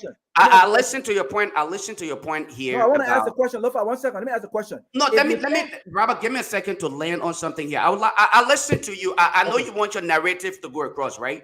You want this narrative to go across, but this is not what is happening here. In all honesty, Kofa is trying to play the victim here. He's attempting If you're to listen, and that's the reason why I purposely came on, so that we can play the response from those who are coming at Kofa. Kofa is not the victim here. If anything, he's much more of the perpetrator, because if you're to listen, any logical person, how dare in the world can you sit as the Speaker of the House? You are a representative. You're telling me you had an allotted amount, money put in your budget, and you did not evaluate, you didn't do your homework to read. And that is the reason why, as a legal-minded person, you're not talking about an ordinary person. Had this been somebody who just came to the house from nowhere with no legal understanding, okay, of these kind of things, then I would say, okay, I agree with you that they probably did not take into consideration the responsibility of reading through every document that comes through his office, because these are legal information, written documentations. He did not read any of them. He allowed everything to be processed. And today you tell us that he did not see it. No one in their right mind should rationally agree that he did not see it. He saw it and he played to it. Secondly, this issue of having him to attempt to order the house. Mr. Kofa did not just ascend to that position yesterday. He been in government for years upon years, and he understands these things. How long have they been at the house? How is it that this particular audit is not even mentioned to the public as of yet? Why is it that we are just hearing it after this whole outburst? Now he wants to come out and appear as though, you know what, I wanted to audit the house, so these things are not going. Yeke Koluba been crying for this thing for years. How long have Yeke Koluba been asking about this? Continuously, Yeke Koluba been saying, let us audit the house. Let us do it. You would think that should have been his primary concern. Upon his ascendancy to that position as a speaker, you would think that he should have first of all launched the audit, notified the public of the status of the audit, where they are in the process, and then we can go from there. Then when this issue come up, we would have been in the position to say, you know what, it is because of this audit that all of these things are coming up. At this point, he's attempting to play the victim, and that is not the reality. So, he's not the victim here. Raul, can I come in 1 minute, please? No, Sylvester, 1 second. One second. I think Lofa is making some salient point, but I wanted to bring it home. I'll bring you in a second. I want to give Lofa 1 more minute to respond to this, and then I'll go to you, Sylvester. I'm not saying I'm not backing the speaker here. I'm not a big. I don't fancy him that much, right? But listen, he said something very profound.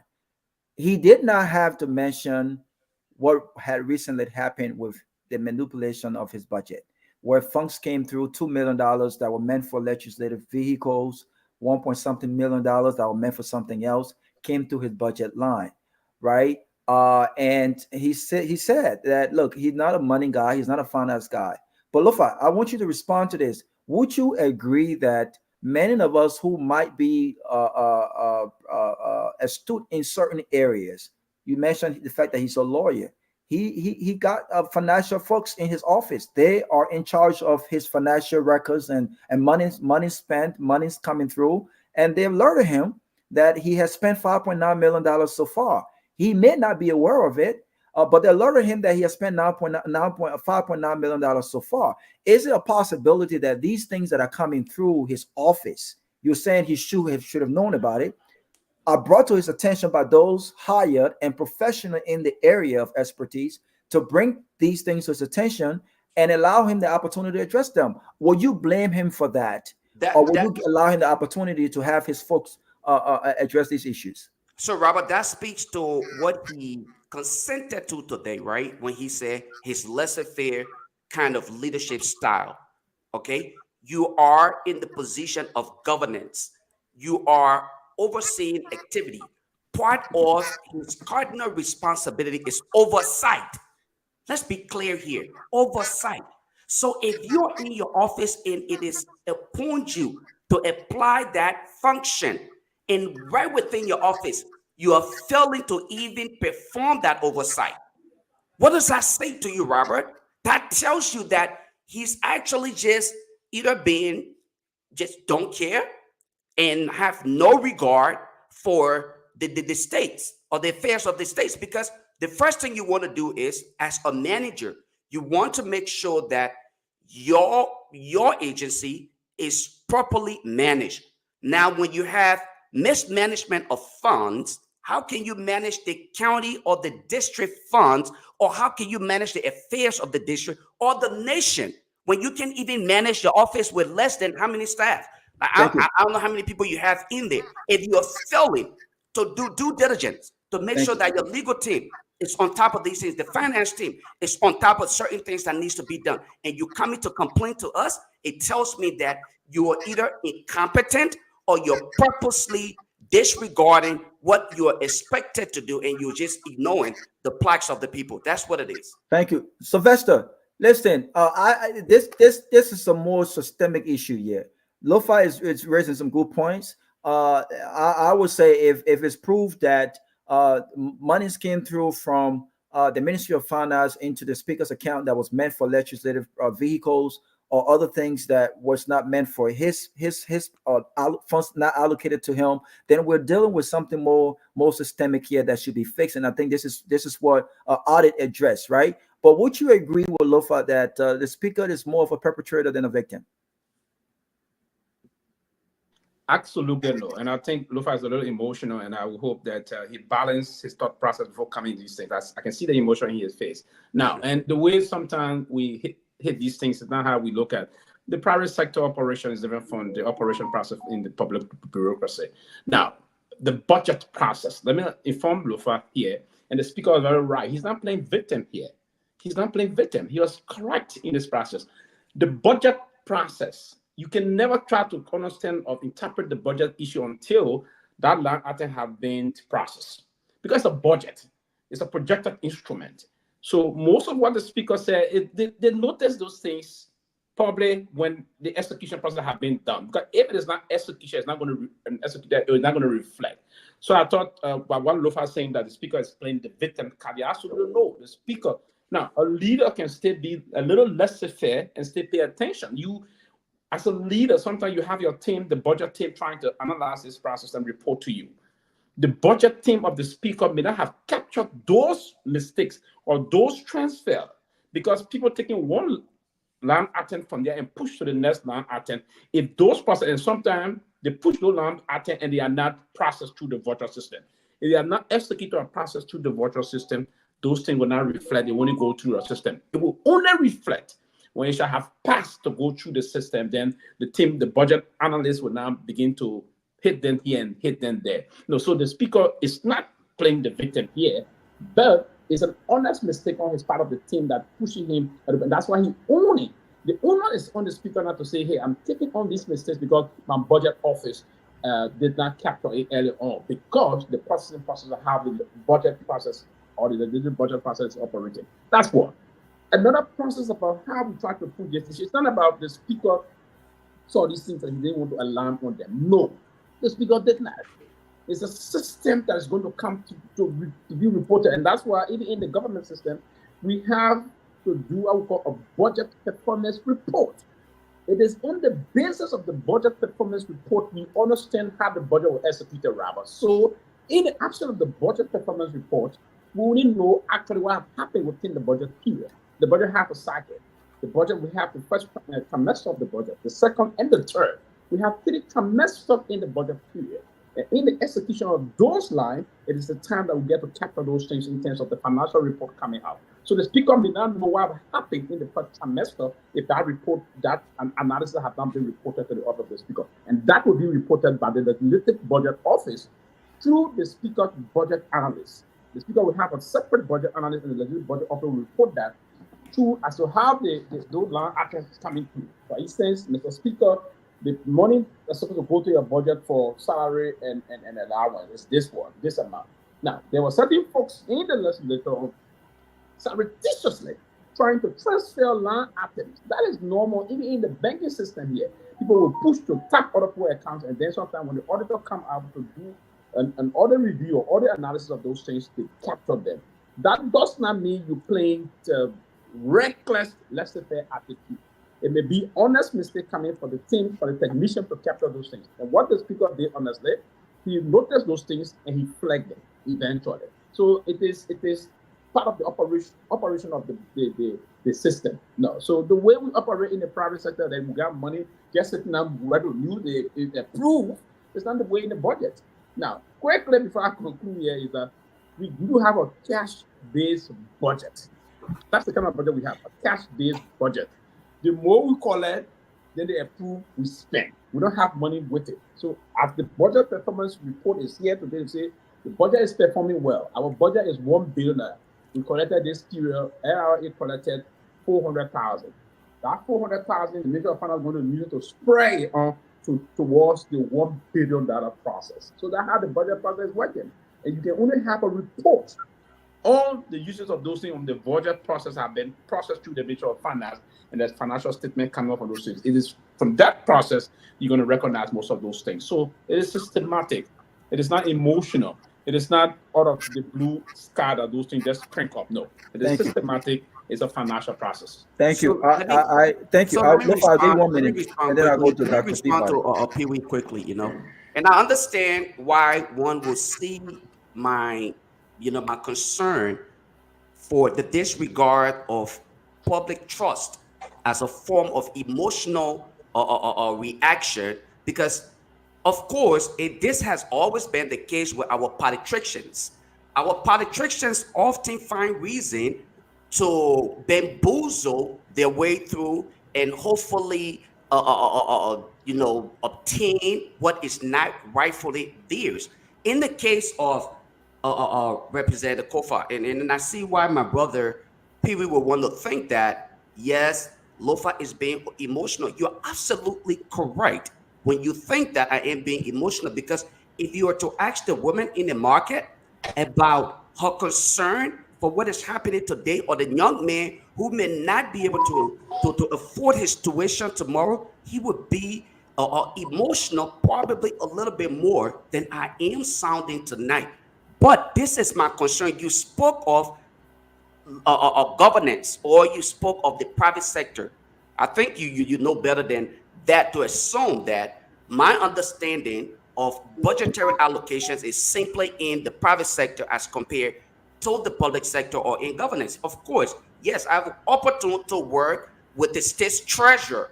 Okay, so that again is a highly political office. It is voted upon, and the function is not much different from how things are done in Liberia. Let us stop avoiding and finding excuses. The problem that is being stated, and if you watch this video, what is stated here in this video, they're not talking about an allotted amount. They are talking about the amount spent. Robert, correct me if I'm wrong. They're more concerned about what the Speaker office spent as compared to what was alerted in the budget. So if you are sitting and accepting the fact that your office spent that much money without you making sure that you were trying to oversee their day-to-day activities, their spending, then who are you? Where are you coming from? In this case, this is why I substantiate my claim that he is attempting to play the victim here, but he's not a victim, he's a perpetrator. In this eye, that's a form of criminality. He and other people stole from Liberians, and as a result of corruption, people are dying daily. These guys are not trying to do the people's job. They are making more credit of the system. They are benefiting themselves and pretending as though they are fighting for the people. That is my point, and that's my point of contention. I'm not going to go any further than that, but I agree, and I'm glad that you find me very emotional, because yes, our people are dying from curable diseases. Our people are staying home. They are starving. And yes, these guys are enriching themselves and living luxuriously. And guess what? Our people are remaining at the bottom of the food chain. Thank you. Thank you, Dr. Peabody. Before we play the video of the lawmakers on the campaign to remove the speaker, I want you to respond to some of what Lofa just said. There are many ways to take a look at this. The speaker, apparently, he was very strong when he said that there are evidence to show that money were transferred to his budget line, that were not meant for him.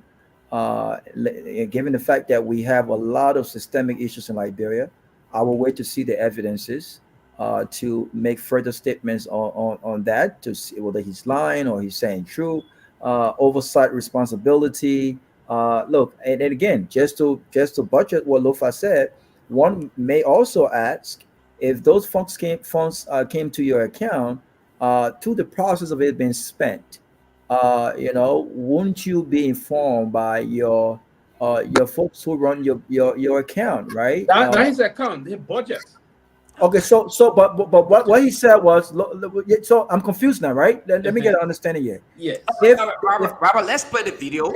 No, I want the video. I want. Well, let me come on. I'm gonna come on. Yeah, no, I want us to respond separately to that video, and we'll come back. But I want Doc to come in. Some of your questions are answered in that video. That's why I wanted to. So let me hold my question. Let me hold my question. Dr. Peabody, come in, and then Tomalin George will come in, and then we'll play the video. But let me say here. All right. Lofa has a legitimate concern, but the speaker is saying, "Let's do the audit. The audit will bring up everything. The audit will clear everything." They are saying that I took money. They're saying I did this. Let's do the audit and see what's going to happen. I mean, look, I have confidence in the speaker. I have confidence in what he's saying, and I don't agree with the process, how they are going about to remove him, especially with money being involved. They are paying them to do it, But let's look at it. Let's look at a audit. Let's go to the investigation and see what's going to happen. Give him a chance. I mean, you guys still have a long time. Give him a chance. Let this go through. And what happened? But there are some damaging things that the speaker did say yesterday. He threw them under the bus, because what happened was, he talked about them going to people and asking them for money and begging them for money, going out there and asking them, "Oh, we need," all those things. Those are the prestige, those are the sanity that he's talking about. When Lord make her leave and go to other person, I look. I don't think the speaker should be removed. I don't think he's the most perfect person either. So I think that the audit should go on, and let's see what will be the result of that audit. Thank you. Sentinel and George, come in, and then we'll play. Yes. Okay. Let me just speak on when the speaker mentioned about his laissez-faire leadership style. He appointed committees with the heads, and he expected them to go about to do their jobs. He said he also want to be in the business of micromanaging the committees. But what happened was, these committee heads apparently wasn't treating the members right. So the members came to him to tell him, "Mr. Speaker, you put me on this committee, but this is what's happening. We're not working. I'm not being involved. I'm not being part of what's going on in the committee." So he has to be investigating to find out what's going on, to tell them that they should treat their members right. And so because of that, there was he said there was some of his weaknesses that he didn't want to be seen as micromanaging the committees he appointed, but he wanted the leaders of this committee to incorporate the members and ensure that they are all working together. But apparently, some of the members, the leadership of these committees, were just sidelining the members and taking decisions unilaterally with all the input. So that's one of the problems he experienced. He experienced in the legislature with a group, and also to where was intended for these committees. Apparently, they have been business as usual from the past, and they continue.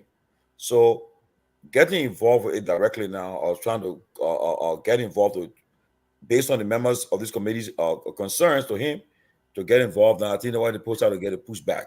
So, and he said, his weakness, he had not really been exerting his control, but he allowed them to do their own stuff, in the sense that they are adults, they can manage the stuff. He won't be in the business of dividing gas. Can you gas slips? That's not his speaker job in doing all this stuff. But apparently, the same members again was again sidelining the members again. And that whole body have been a system where for years, for the last 18, 20 years, that's what they have been engaged in. So for me, I think but attempt to say, let's change this whole body way of doing things. Let's transform this whole body.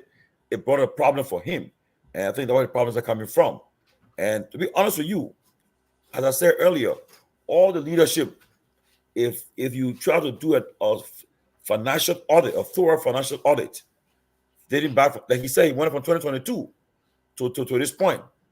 And I can tell you, things that people here will be following the cookie jar, but they are saying that he's unable to do it. So he said, "Well, I've been accused of all these things you guys are saying, but I want to do the audit." And then let me end. He said too that all the way they listed in the petition, he said, to be honest with you, that's not the real thing. They just said that thing just for the public, but he said the real thing, that's one thing I just said just now about how they're treating the members, and it's like the business as usual they have been doing in the past, they're not being allowed to do it now. So all the thing bringing some blockage for them. So they're like, oh my God, this guy want to put say Gary now, saying our Gary now apparently. So now they push back in from. So again, like he said, Peabody said earlier, he wants the due process. He will be prepared to take the petition if they go for section. If our members say, well, you sign this petition against you, we'll put on the floor. He said he'll excuse himself from he'll step aside. The rest people will preside. He'll defend himself when the due process comes on. And then if the 49 say, well, yet and still, when you out, he said, they take the vote, he will step aside. So I think that one made that clarification. Yeah. Thank you. Lofa, you can play the video. You got something to say before you? Yeah, I just wanted to say in regards to what Tomalin said about the laissez-faire idea of supervision. You know, Tomalin, I totally agree with that position when he made the clarity about what some of the committee members were doing, like those who were playing leadership role. But I want us to also remember one thing, though. As a manager, you don't necessarily have to micromanage the affairs of your colleagues or your employees, but you can make sure that they are properly supervised. And this is where I frown on his leadership ability, because if you're playing the kind of laissez-faire act of leadership here, let it just go on. Let the chips just fall in place. You're telling me that you're not taking things seriously. And if he's acknowledging that this is a fault on his part, then we cannot ignore that and simply focus on those who are trying to say that proves that you are incompetent and we want to get rid of you. Now, I don't want anybody to misconstrue my position here. I don't agree with the alleged claim that people are, taking money and they're doing all of these things in order to remove the speaker, because we must set precedents and we must start to change the trajectory of our country, the way we move forward. At the same token, I honestly say to you, he should hold himself accountable and not play victim here. Again, he contributed to why he's here. Let it play out through the proper process. And the process is to go through the legal system, go through the rules, and have it applied to the core and not play victim. So that's just all I wanted to say about that. So let's go ahead and play the video of the anti Kofa's block, and then we will respond to what their claims are and what the speaker said. In the following category, we will be disputing the facts of what is said, clarifying and providing factual information to the world, which has to do with the 5 claims. The 5 counts are we talk about budget manipulation, GSC auditing, accountability, trying to give to have a diplomatic tie for member of the House of Representatives. Lawmakers asking for personal amendments and waiver hotel room discussion surrounding budget appropriation. These allegations were taken as false and misleading, baseless. It does not have any idea of truth, but only to derail the repetition of the honorable men of the House of Representatives. So for this reason, we thought it right to swiftly respond to the alleged allegation against us, so so that the public will get to know our side of the story. Because I like consistent with our rules, especially when committee number two. Number two, sorry, to review our communication in dealing with allegations we were accused of. Thank you very much, and I'll tell you what Mr. Fumo for subsequent reading. Thank you, Mr. Chairman, and good evening to our citizens out there.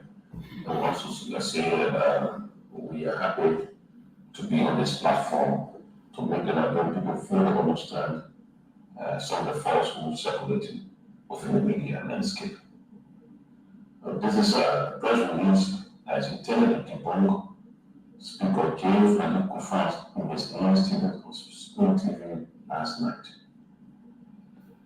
The recent assertion made by Speaker J. Frank Kufa on School TV regarding alleged budget manipulation, added interference, private and unsubstantiated claims that belong because anti-parliamentary by grossly misleading and must be addressed with the facts.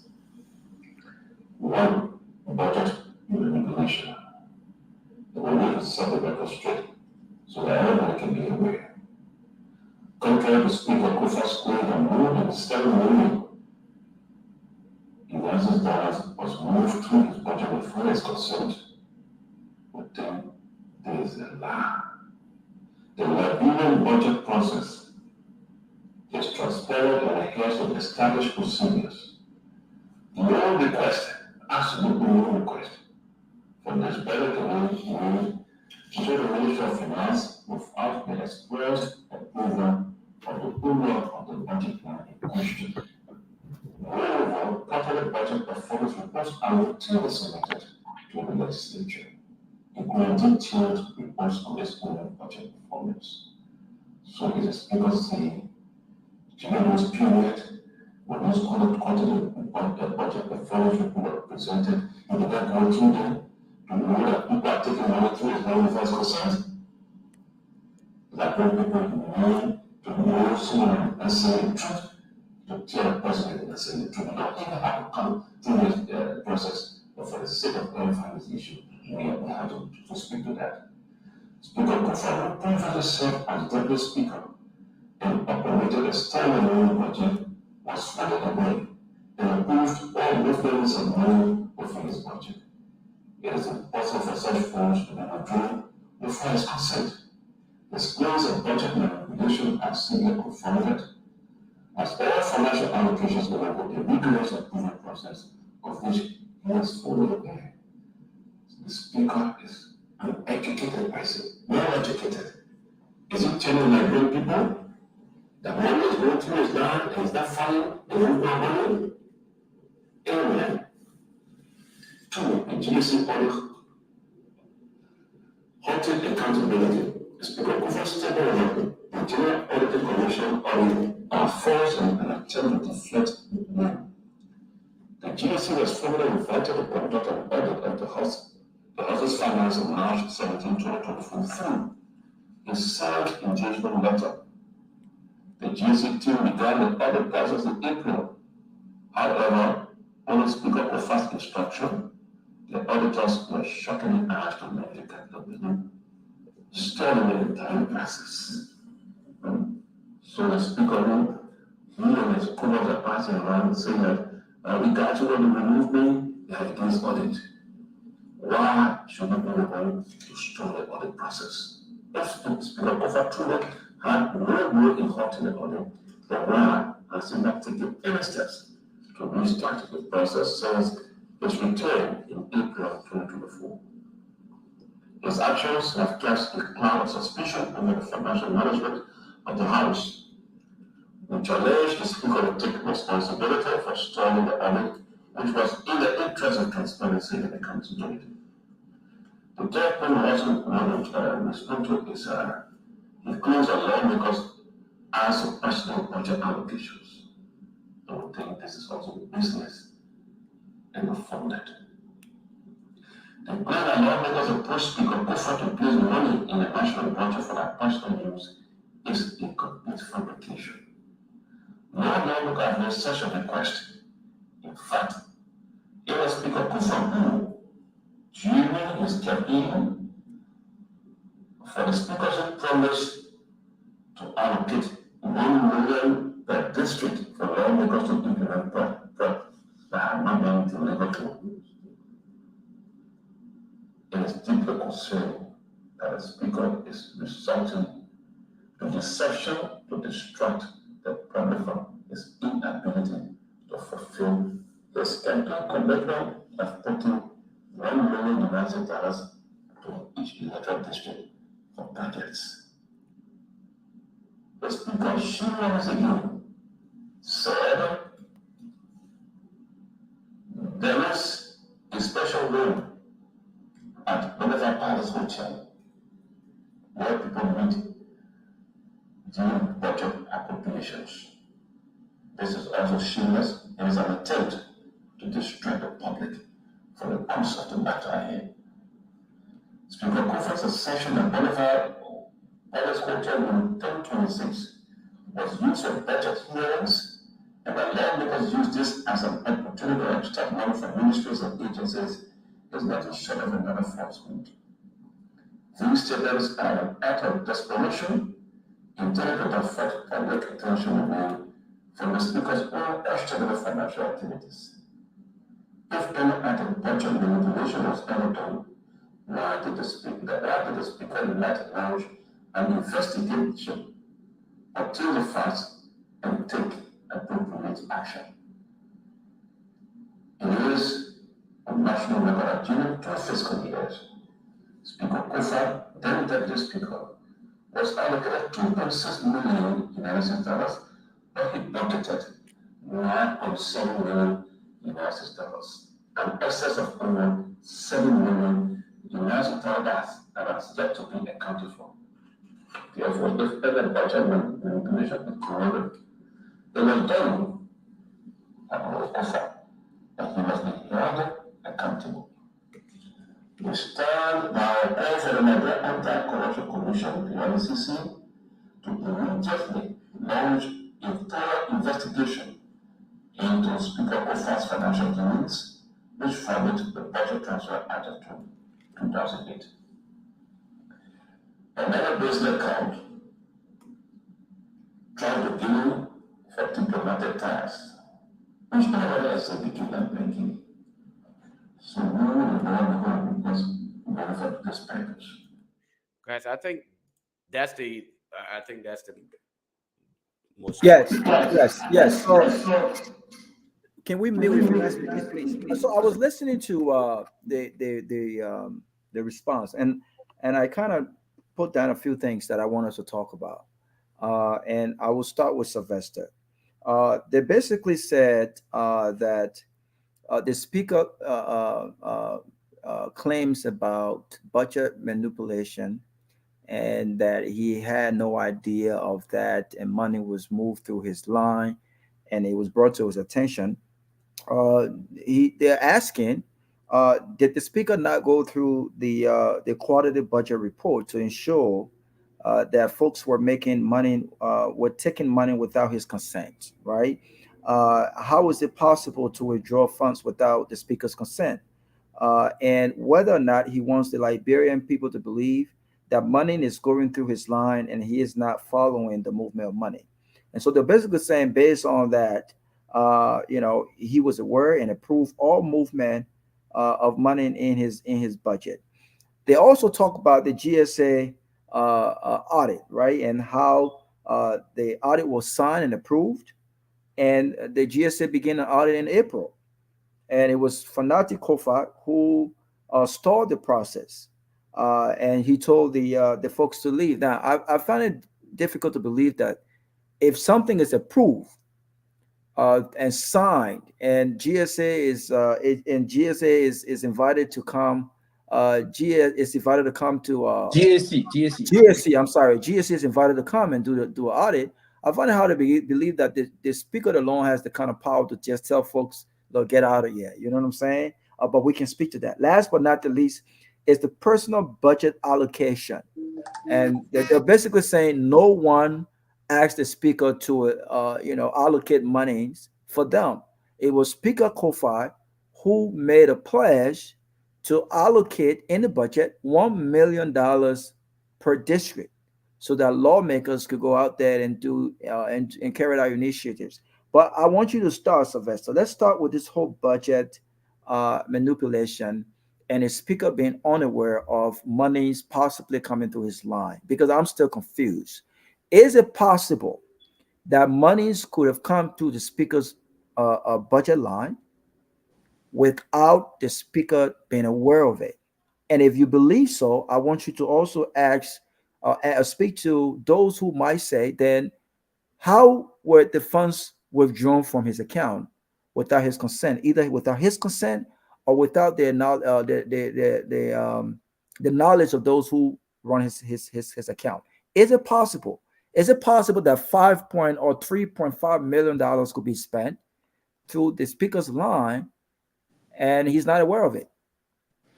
Oh yes. Yeah. First and foremost, I'm not in the office of the speaker, and I'm not something. But yes, that is possible that that can happen in our budget system. It is possible. Folks can what I will call can manipulate the budget and do some illegal transfer. Now, so this money is not coming. Now, if it is possible, yes, it's possible. But did the money come from the speaker account directly? No. So yes, what can fall sometimes. We have some unscrupulous element, both maybe in the legislative or in part of the committee, the Ways, Means, Finance, and the Budget Committee of the House of Representatives, that may sit down and transfer certain amount to different line items within the same legislative body. That money, that transfer now, they will negotiate also with some unscrupulous element within the Ministry of Finance Budget Office also, the Department of Budget in the Ministry of Finance. Those elements, a lot of different kind of manipulations unfold in these areas, right? And it is possible now that the transfer will be done. They will take the transfer. For instance, let's agree the Deputy Speaker office. I don't know if it's the Speaker office or the Deputy Speaker office. Let's put it that way. When they say when he was Deputy Speaker or when even he was Speaker, that amount will be transferred. Now, when the budget is passed, there's other unfinished business conducted by the Ways, Means, Finance, and the Budget Committee by both houses. Now, for say the House of Representatives, where the House Committee will focus on that and align the process before hitting sometimes to push for money to be withdrawn from the Ministry of Finance. So here's that. It is possible that certain elements move money from this line item to the next line item, and they will process now through that line item via the Ministry of Finance to get those money out. But the money did not basically come from his how they call it, account, but it came from his budget. They took it from budget A. For instance, they said the speaker budget operation. So I want to hold you for a second. So if it went to his budget line, yes, and not his account, let me ask you this question: how would his accounting know how much he has spent if that particular amount only went through his budget line items from whatever institution and not directly from his account? They run his account, right? So they know money's coming in and money's going out. Mm-hmm. So how else would they know what he has spent if that is only going through the budget line item and not directly to his account? So is it also possible that something can go through your budget line item into a different account? And if that's possible, then how would his accountant know that this amount has been spent if it's just only coming through his budget line item and not being spent through his account? They are not controlling the account in which it's been spent. So how would they know? I mean, it's a complication, and it requires more. It doesn't make sense to me. But maybe you can elaborate on that. Yes, thank you. Sometimes it will work that way, sometimes also. But yes, this. So the budget, the speaker budget is being. We do have a budget analyst in the office of the speaker that is monitoring his budget, going through and seeing how the budget is done. If a voucher is prepared, and that voucher is sent to the Ministry of Finance. This is how the budget analyst, speaking of the process, the budget is sent. For instance, the speaker budget, let's say for operations alone, we have 500,000 for operation. During this period, the budget analyst prepared, the speaker budget need to operate these things for operation. They prepared an amount of 100,000. The day of voucher 100,000 is sent to the Ministry of Finance. If that amount is processed and the Ministry of Finance will go through the president and say, hey, no, we don't have 100,000 now. We can only give you $50,000. And then the Ministry of Finance will prepare that voucher. And that's why I say it's a cash-based budget. The money that will collect that will be there, that the money they will push on to spread that across the entire government. They say we can only give you $50,000. When that $50,000 is dispersed, if it is approved, right, is that line is approved for the Speaker office, then the accountant of the budget office analyst now will capture that amount. That money have been issued already. That money already in the bank waiting. Have been approved by the Ministry of Finance. This money is in the bank, and this is only you can get this money. There, where the analyst will capture that and note that that's money. But the remaining 50,000 or the remaining 450,000 stay hanging is in the budget. They have not been issued to them. It's only considered issue when the Ministry of Finance determine there's some money to be spent.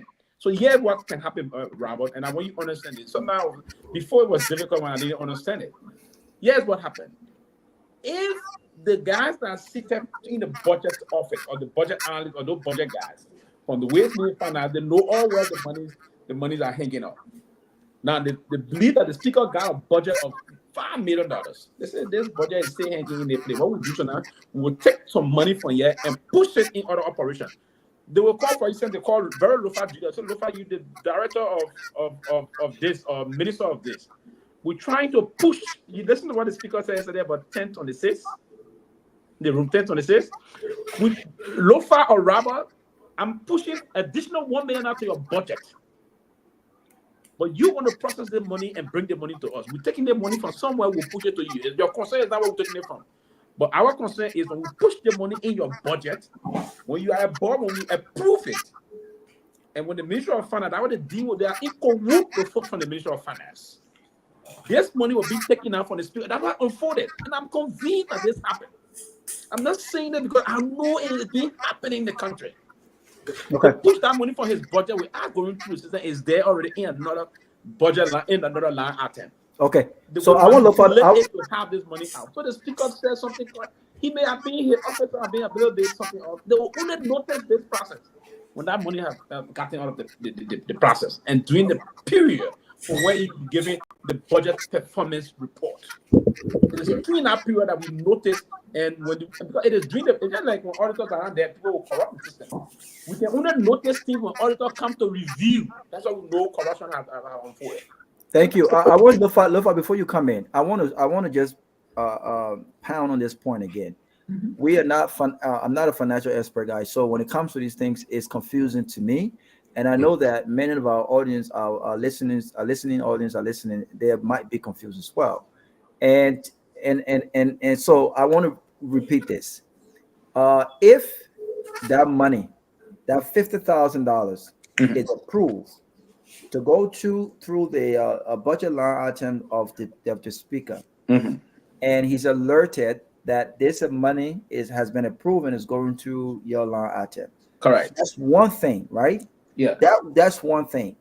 The trace of knowing as his accountant how it is spent. The Speaker did not say this amount was approved from the Ministry of Finance through my budget line item. He said, my folks alerted me that we've spent 5.9 million already. Mm-hmm. So that means, again, I could be wrong, for them to know exactly how much he has spent, not what has been approved. Mm-hmm. They have to have firsthand knowledge of it just by looking at his account, because they specifically run his account and what is brought in and what is brought out. So to Lofa, I want you to address this. Before I come in, one second. Do they have a point when they question whether or not the Speaker cannot convince us that there's no way he cannot be aware of what's coming in and what's coming out of his account? Do they have a point? Well, Robert, that actually just proves my point. Remember earlier, I told you that it is so complicated for anybody to sit here, a logical person, to believe that the Speaker is not aware of this, right? Here's my thing. This is part of the reason why people conduct internal audits. Okay? Prior to your external audit, you conduct internal audit because you want to stay on top of all of these missteps with the possibility of being able to rectify these different mistakes. What I'm trying to say here to my people, and again, I'm dealing with a seasoned politician in Pewee, so I would do everything possible to make some clarity here. When budgetary allotment are made, Robert, we are simply saying, Robert, you came and made the case of having your office to request $200, and you made the case that the $200 could be spent in this way. We are approving your office to get this amount of money. That does not in any way, shape, or form states that the funds is available to you, like what Pewee is saying. Now, when those funds are made available, all right, when they are disbursed in your account, that fund is now available to that agency or that office. However way you use it is upon you to provide some level of accountability. And if you listen, they are not speaking of budgetary allocation. They are speaking specific to spending, okay? The spending amount. So if the speaker is telling us that, again, another form of laissez-faire style of leadership, he did not conduct internal audit. This is a man who came, okay, told the position with a different mindset and said, we will transform things. We would do things differently. We would not be like the 54th or whatever it was, okay? We would do things differently. You would think that prior to inviting, okay, he would have done some kind of internal audit to be aware of what is going on and manage his spending, even if that was the case. If it was done previously, he would have done internal audit. I just don't have to be in finance to do this, because even in my area of expertise, we do internal audit all the time, even when you're involved with procurement, even when you're doing things, healthcare, the health check audits for our servers, our equipment. We do these things all the time. So that way you're aware of where you at. And Robert, you're very sure you are a manager. You can't tell me that you don't perform or carry on your personal internal audit just to keep abreast of the day-to-day activities within your department. You do it. And that is what a legal or logical manager would do. You maintain all of those things. That's the reason why we hire him to work in that capacity. Not so that our Lofa can come and sit out here and be wondering, but what happened to the money? And then after he has been accused, then you come and tell me, well, I can't be held liable for these things because somebody did it from my budget committee, or my legal team did not verify the legal document that came with it. No, we hire you for a reason, to get a piece of job done. So if we find faults, you should be held liable. And this is where I say the speaker is simply trying to just distance himself. But if you listen to the video, right, in that video, the folks who are now against the speaker, they are saying the audit was initiated, or the auditors were invited. The speaker stopped the process. That's what they said.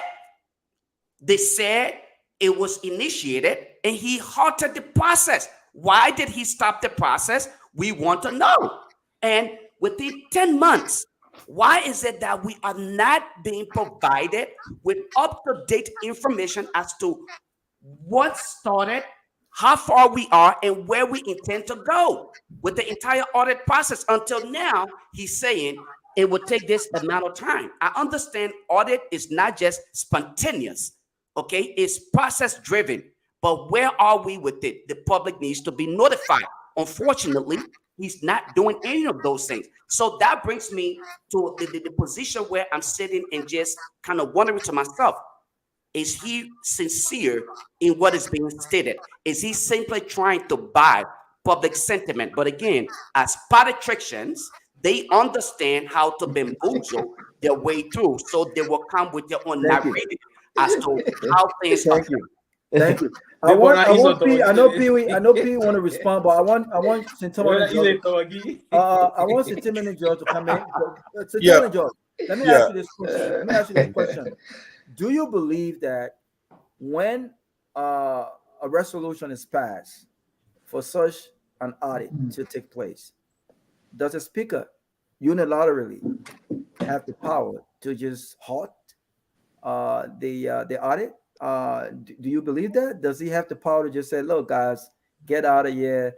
I don't want you in this building. No audit is done. Get out of here. And if so, why has no one come out to say, yes, indeed, we initiated the audit and we were told that we should leave? Why has no one come out to speak to that fact? Can you speak to that? Okay, first of all, Lofa, Julius, and Sylvester, when the speaker was running, when he was running for the speaker position, he said, instead of these guys getting money being put in the budget for legislative engagement that they were doing in the past, he said one of his goals to put money in the budget for legislative projects, right, that the people will benefit from. So he made sure that these money were appropriated in the budget for these lawmakers to have for their project to work along with the Ministry of Finance and the, I think Lays work along with them, so the money won't go in the hand directly, but it will be for the district, so they can have these projects executed. Now, like he said, okay, for me, I think that was a great era to go to that extreme to talk what they did, like, but maybe because they are in a fight now. But when he said that when the monies are being appropriated, they go to they meet in our room and say, look, the money, then they tell that people say, well, when it pass, okay, make sure the money pass. When it pass, then we'll talk. And that have been happening for the last 18 years. And that have been not only Speaker Kufa, you don't put it on him to say, well, at this time it's happening now. No, this thing have been for the last since 2006. That have been their business as usual, doing that stuff there, money appropriated, and they go behind, they go finance ministry, say, okay, that thing will put there. And then so Tomalin George, I'm sorry to interrupt you. Then you agree with Lofa when Lofa says that he's in the known of this, right? No, let me say this. Let me say this now. Like he said earlier too, he said he has not been like micromanaging them so well, or I will be behind you guys for everything that happening in your. No, he has not been doing that. He gave them the freedom to do, but the ideas they will make a report at the appropriate time. But here's my point. I'm confused when you guys are saying, when those who are saying the speaker stop an audit. How will he stop an audit? And just today, the man was saying that when they put questioning about all this stuff you guys are raising, he said, you know something? The answer is let's do the audit. So how can they say the man stopped an audit when the same man was saying, okay, you're accusing me of all this thing, I have no problem. Let's do the audit. He said the audit will prove everything. So I find it hard to believe that the speaker obstructed an audit, and when he is still one saying that he should do an audit. So I think it's all politics. That's what he said. He said, look, all the things they accuse me on our paper, that's not what happening. It's completely different from what they accuse me of. These are they are brought to my attention, and these are things he had to go further by going to that extent. Because, gentlemen, let me be frank. I understand because Kofa is on this, they are on him right now. They want him to move. They want his head off. They want to do everything. But let us be fair to him too. That we shouldn't just take one side and throw it wrong with it. Okay. Like for instance, I would digress a little. I listened to a new program this morning. The breakfast, the True Breakfast Show on True FM. Look, I heard Luther Collins explaining.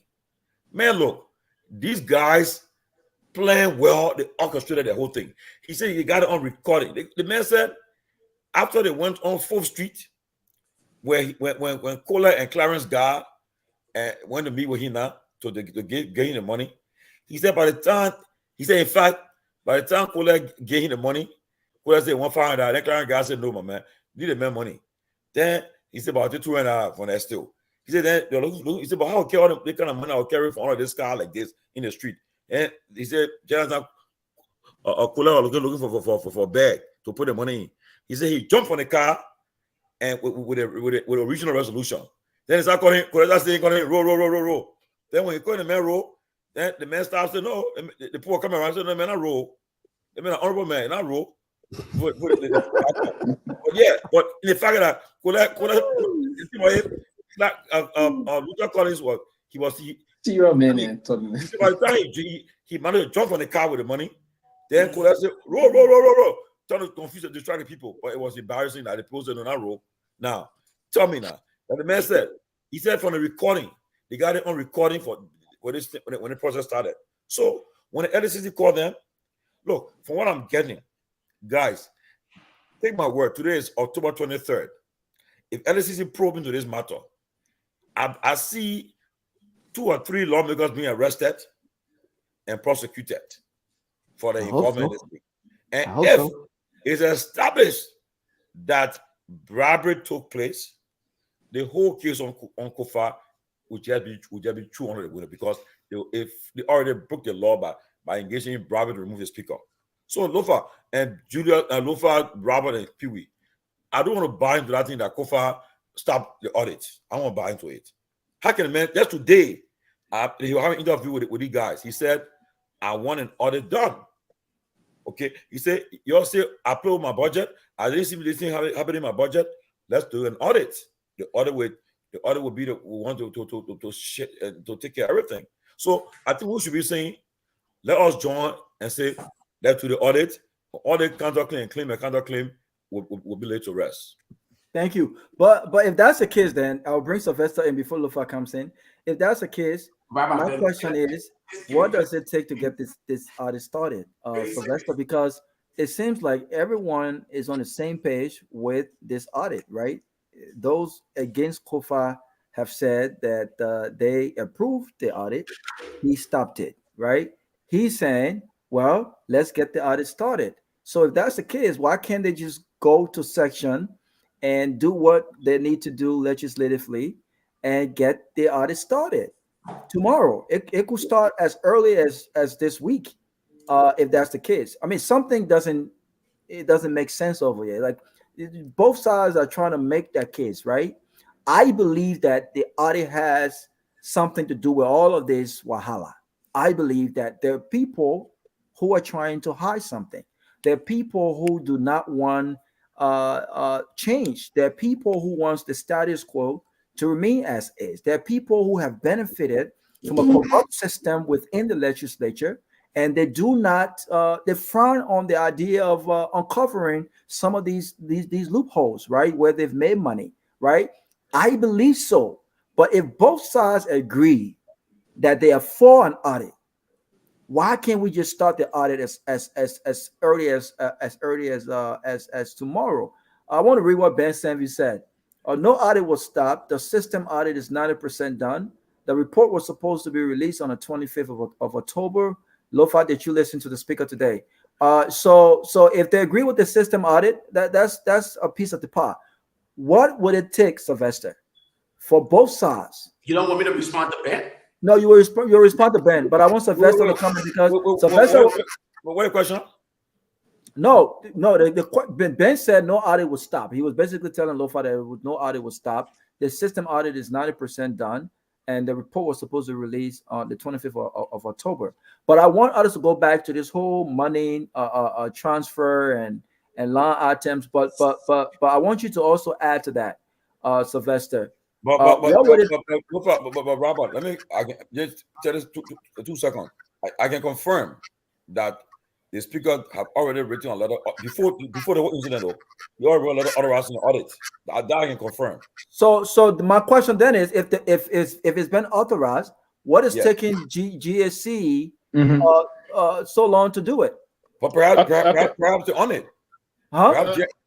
We should ask the question now whether GSC on it. So we are calling out GSC, but I believe they're on it because he signed a letter authorizing the audit long before. How long ago was that letter signed?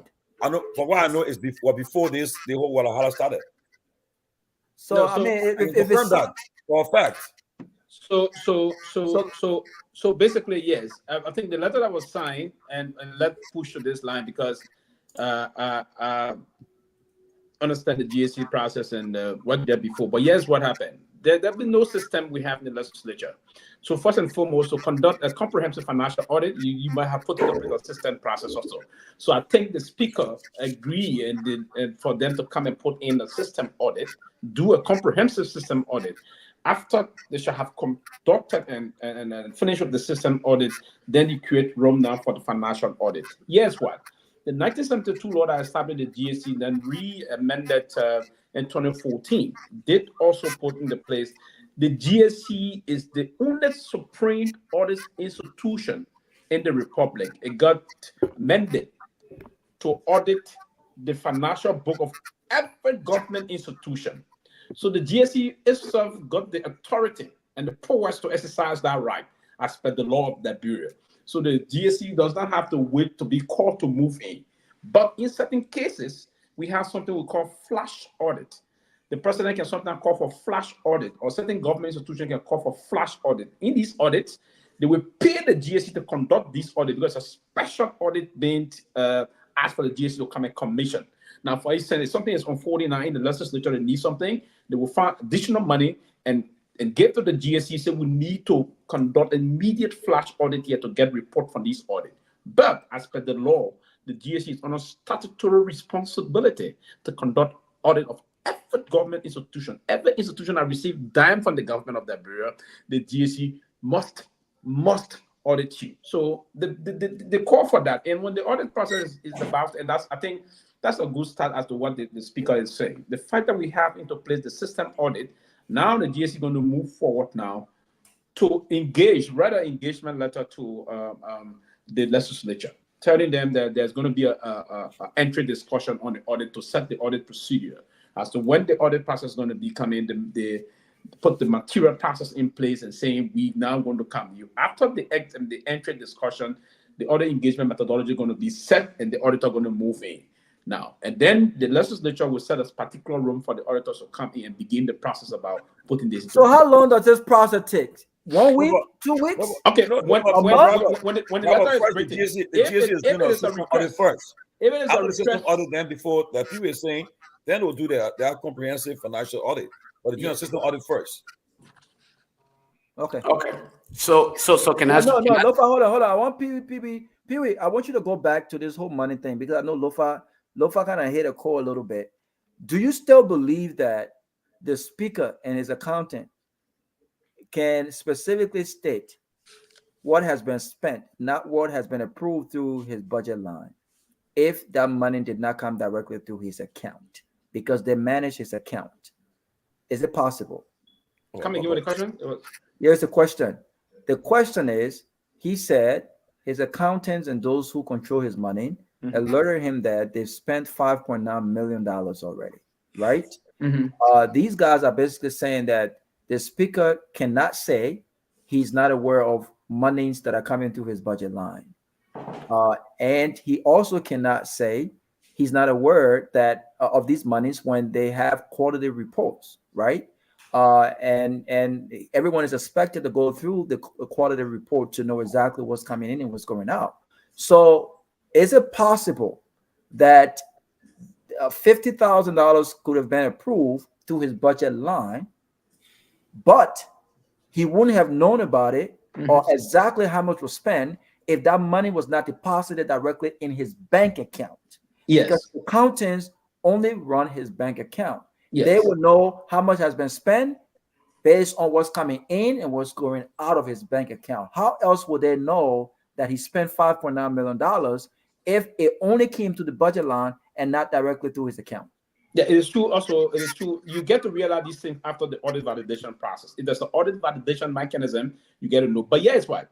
It is possible also out of the speaker office, the budget analyst in his office, or his accountant, they didn't knew about this transaction surreptitiously, or they didn't know at all, and the transaction went about, and they noticed it after the transaction may have been conducted. Here's why I see this. They will move pattern from one budget, the chunk is somewhere. Now they can only notice it now when they themselves legitimately request it. Then they say no, they actually have you moved. Yeah, but if the report was made, because you confusing me, Sylvester. If the report was made, the report will show two things, which I agree with. the report will show that yes, $2 million was put through the budget line item of the speaker, right? But the budget will also say $2 million once available was deposited into a different account and not the speaker's account. My confusion here is, would his accountant know exactly what was spent if that money, though approved through his budget line, did not go in and out of his account? Yeah, so Robert, yes, right. When the money is moved in another account or another budget line, right? When it's you can only get to know this during the budget. You can compare it during the budget performance report. The budget performance report is wherein you will capture most of those issues. It's a deep process in the budget system, right? You only notice it during the time for the budget performance report. That money may have already moved to maybe Ministry of Agriculture. Oh, then I'll be outraged about the speaker, because here's the thing. Yes. If you put in $2 million to my budget line, and that actual $2 million, there is no record or paper trail to show that money was actually deposited in my account. Yes. Then how can you say that I've spent $5.9 million? Exactly. My only disappointment is they didn't flag it when they noticed. They should have flagged it immediately, right? Because you will notice it after the budget performance report, after that cycle of budget period. Yeah, but take some time out to understand. They'll notice that process, but yet we'll take the money and move it to maybe agriculture. But there's still mechanism, though, right? Let's say that money was given to room 2020. What's the room number? What's that room number? 26. SPW. What's that room number?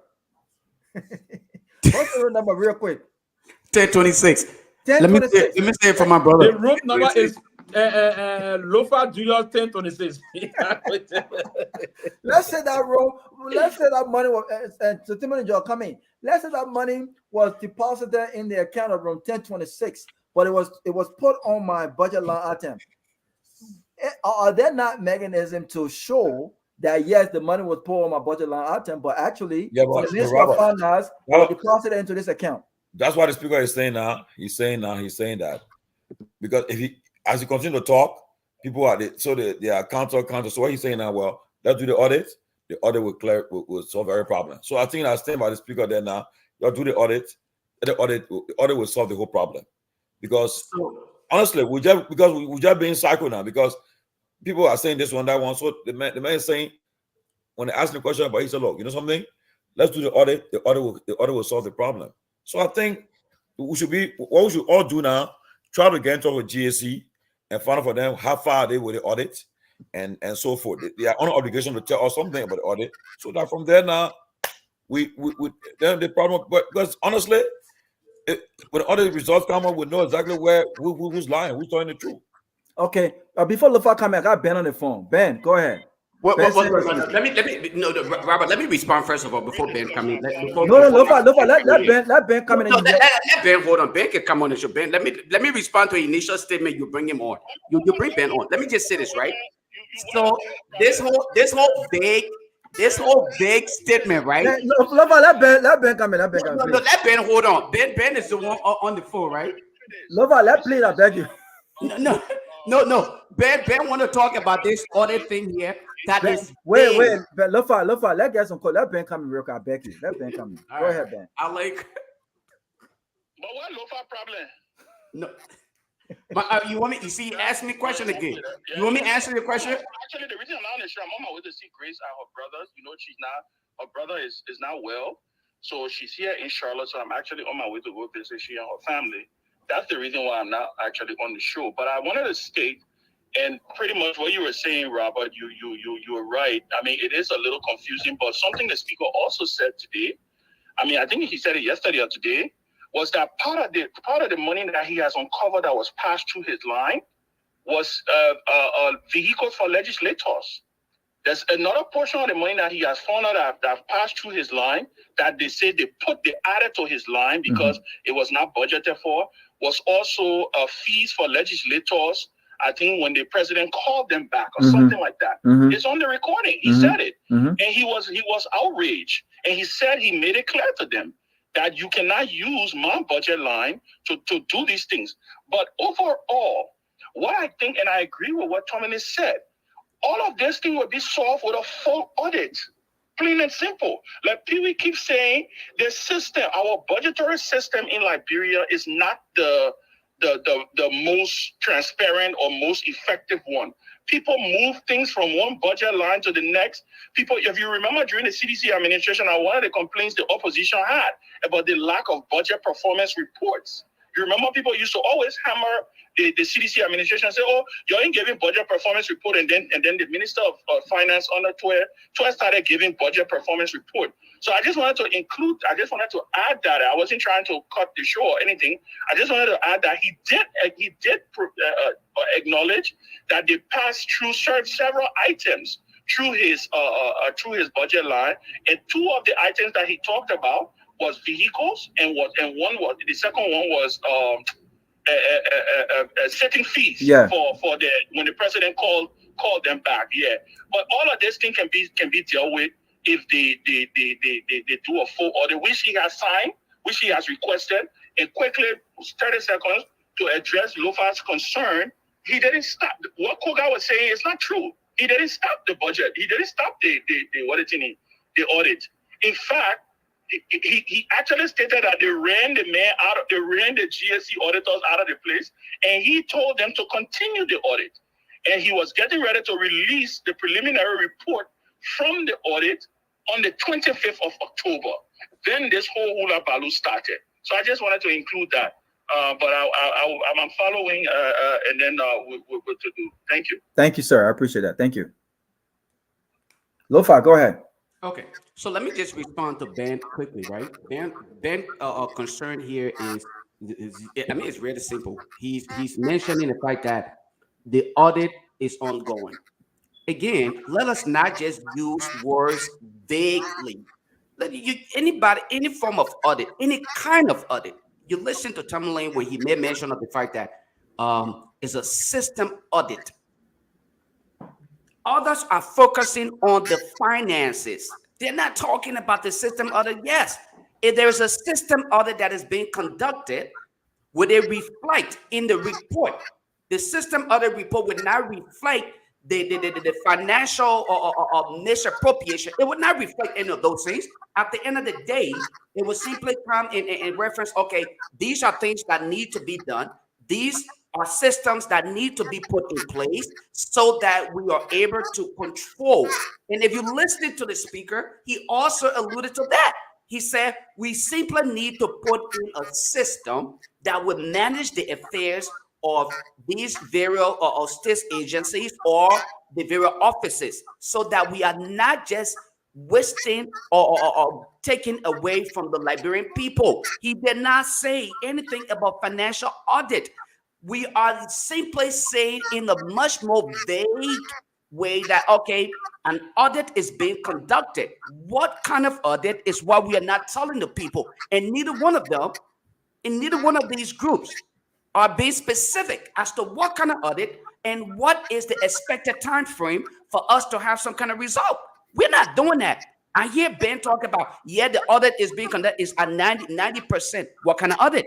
Is it a financial audit? I think it's a system. It's a system audit. It's a system audit. The system audit is not going to reference. Is the system audit really going to reference how funds were used? Okay, what money was spent?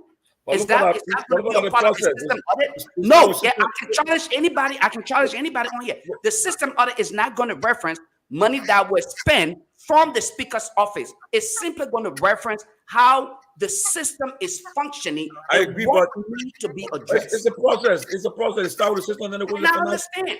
And I understand the system audit. What the allegation here, Tomalin, is the fact that this is the issue of finance. We are not concerned. We agree that the system audit must be carried on. We agree that it should be conducted, report provided to the general public. But this is where I am concerned.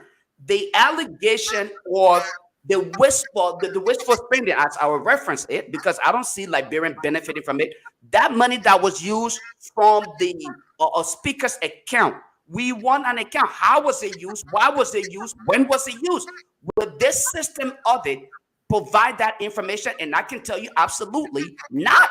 It would not do that. We need a thorough financial audit to make reference to those concerns that are being projected. That is my point here. You can talk about all the others in the world, but I think that we should be specific. Thank you. So the guys in the studio have to go. There's some weather issues in Liberia. I think it's raining really, really bad. So they have to go. So let's do our closing. It's been a fascinating show. It's a great show. We normally be out by 8:30 or so, 8:45. But we have to close a little early today because of the weather issues. So Tomalin George, you get your 1 minute to close, and then we'll go around the room. Yeah. Okay. Let me say first. Eventually, a financial audit will be done, and this why. And at the end of the day, that's why the speaker is saying that all the accusation against him will be the audit will address it. So they're doing a system audit. From there, they will do the financial audit, and when the financial audit is conducted, it will be made public, and the facts together will be proven who's telling the truth. The speaker who's commissioned this audit, he has already approved of it, and he's been accused. So if I were being accused and I tell him, you're to the audit, so I should be the one being afraid. But for what I see, he's saying he's clear, he's free, so they should go for it. So I think let's give the process a chance. And like Ben said, the guys were about to release this initial stuff when they already broke loose. But I can say this, Robert, no matter what happens, when they do the comprehensive financial audit, some people heads will be falling in the cookie jar. There's no way the last 18 plus years, people have been, except 2022, people have been involved in this willing and dealing, and you think their hands will be clean. So for me, I reserve judgment until the audits when the audits are completed and made public. Okay, and then lastly, tomorrow is a crucial day. I'm watching what happened at the Capitol building tomorrow. For me, if Speaker Kofa can maintain his block, I mean, he said he won't call it block. He said he can maintain his group. I mean, I don't know how to, but he said he want to call it. He want to refer to that. Call his colleagues. Yeah, his colleagues. Yeah, maintain his colleagues he got that supported him. He can still get some from the guys from the anti group, the other group that against it, trying to remove him. Or two defection. I'm hearing that maybe by tomorrow, before the tomorrow session, there will be more defection. And the other guys are telling me say their number will increase. But so far, from what both sides are saying, Kofa's side is really doing it, because since yesterday, the guys are saying they were going to get more, but I think that they are decreasing because they already lost 2. And for I'm hearing by tomorrow before session, the number may drop 2. So let's see what happens. By the end of the day, honestly, no matter what happening, I want the speaker to remain speaker. It's good for our democracy. No matter what happens, if they still feel that they must remove him, let them go through the right process. Let them get it for the non-person to put the petition on the floor. The speaker said he will step aside. The deputy speaker will preside. If for the non-person vote, after he had made his case to them, to get him up, he will step aside. But for now, let them give me opportunity to govern. To try to stabilize the house, to bring stability there, to bring some sense of calmness there. I think we all should push for it. That the speaker, because it doesn't help our democracy. I don't want to see the UP dominating the House of Representatives, they controlling the House and the Senate, the rescue guys doing it. I don't want to see it happen, because make no mistake. And before Robert, as an end, I just got information. They are starting on the Senate already. They are planning to meet to get the drama on Yomli. They are starting. Somebody just gave. Before I got on the show, they said the order meeting now to get rid of Yomli too. So you see, they are making mockery out of our people. That'll be frank. Now you try to get a speaker, and then you get a speaker. Yeah, you're going on a pro temp. I mean, what is that? The guy want to control the whole purchase of the government, the two houses. It's impossible, man. So I think they are doing the wrong thing. And LACC, hurry up fast. Make the first 2 arrests, because you got the FOC, you got evidence. Make your first 2 arrests quick so we can get this thing going. But I wish Speaker Kofa the best. I want him to remain speaker. And I pray, I hope that he will survive this attempt removing, because I'm one of those who are the first person to tell the speaker in July. I told him in July, I said, Mr. Speaker, they are planning to do this to you. But at the time, nobody paid heed to it. I said, but when it happened, I'll remind you. And I reminded them that I told you all will happen. It will still happen. But I pray he survives this. I'm confident he will survive it. He's a smart man. He's a lawyer. He knows what he's doing, and he's gonna hold his ground. So I want the people of Liberia to stand by the speaker, support him, and to not allow this to happen. Not because or remove, not because Tyler removes those. Kofa should be removed. It shouldn't happen. Okay? Yeah. Quickly. We're doing our closing right now. So Sylvester, you want to close? Because guys gotta go. Rocky, come here. Robert, bluff on your dog. Rocky, come. Me bluff for you too. Rocky, where are you? So yeah, I agree. No problem. I can close. But here's what I want to say. I spoke last night just the pro tem issue. I spoke to one of someone that I respect a lot. I consider a father figure, also in the mentor. He dismissed that automatically about the pro tem process, right? And I would not be afraid to call his name. My former boss, the former dean of the cabinet of the Republic of Liberia, he dismissed that automatically. He said no, the Senate is not thinking about that. He's not issued the term, but he said no, there's nothing of such. So Senator Finney dismissed it automatically that there's a plan to do the same to the pro tem. Wait. You expect Finley to no, but he dismissed it. So I respect him. No, he's man. Debbie Frank, don't let anybody fool you. Finley, you don't see eye to eye. Don't let them fool you. No, and I want the reason why I'm asking the question. If they don't see eye to eye, but he believed that to illegitimately remove someone, that's not a course that he will venture into. That is belief. Don't close the eye. Mr. Finney, Senator Finney is one person that loves to go for the reality, the due process, right? He believed that to illegitimately, he had not been part of those kind of alliance or engage into those things. So that's one of the reasons why I'm bringing this up, because we had a conversation about this, and I don't think the Senate will endorse into that. If the Senate were to do that, probably it's going to be ahead. Maybe something will come out to trigger and then potential action of removal. Yes, it being in the history of the Senate before they remove Nyenwolo, the outgoing ambassador to the UK. I mean, not to the UK, to the European Union and Belgium. You're removed in similar meme, basically. So that. Finish close and all of us are coming. So yeah, but to close quickly, let me say this to the speaker and to our honorable men. I'm not, but basically to the. Now I will withdraw the statement renegade or rebel group and call it now the I don't want to call it disgruntled, but I want to call it the disillusioned members. They are not the majority bloc. I will draw the word renegade first. And I don't want to say they disgruntled, but they are disillusioned. So that's part of your disillusionment. I will call you to consider the country first.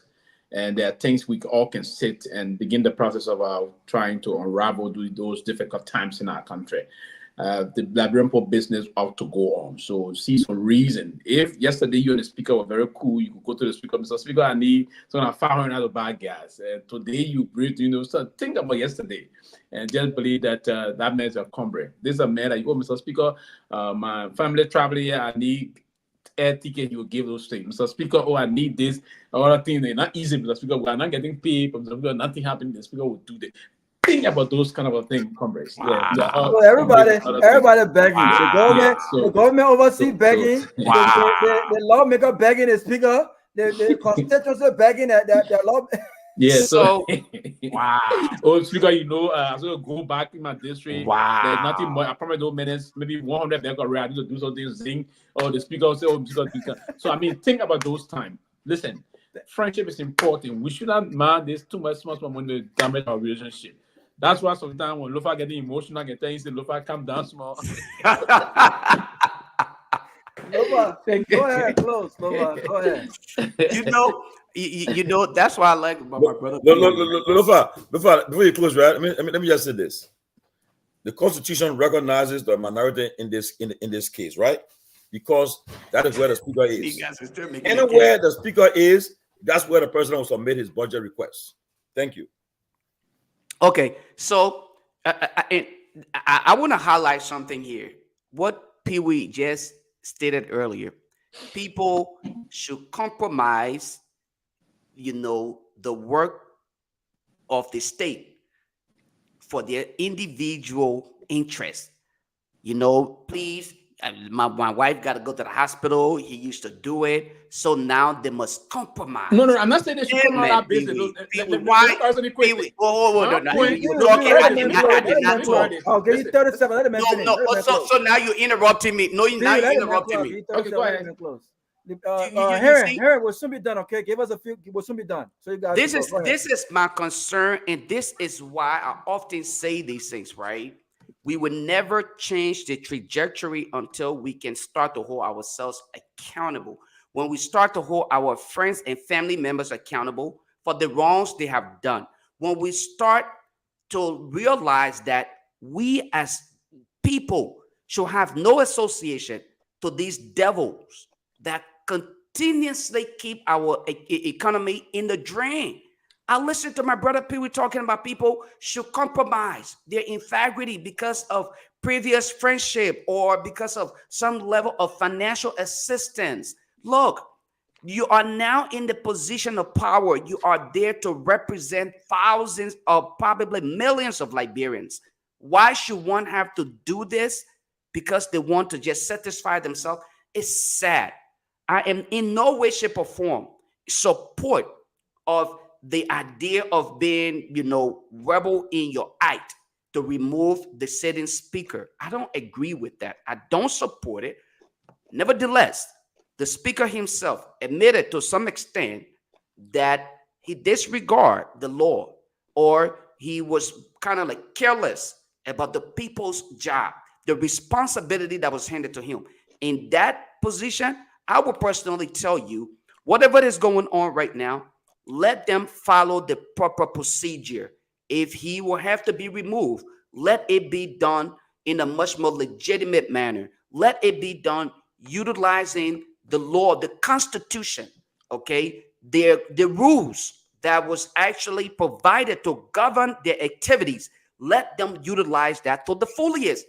I am, again, in no way, shape, or form in sympathy with the speaker. Remember, he paid to play. Now he can pay to stay. Thank you. Thank you. Look, it's been a phenomenal show. Thank you. Thanks to all of our. I ain't got proof. Thanks to our audience. The closing argument. Thanks to the producer. Thanks to Harry and Jallah and the guys in the back. Truth FM, Hot 107.9. Listen, man, this is our country, Liberia. This is the reality that we must not accept. Ben always said, this is the reality. And I said, I started this new thing. This is the reality. But we are on a campaign to reject this reality.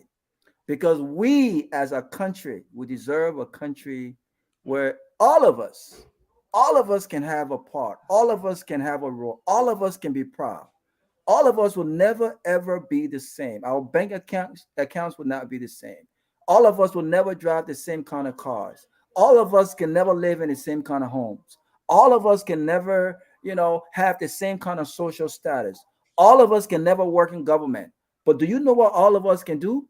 All of us can create an environment where each of us can provide for our families.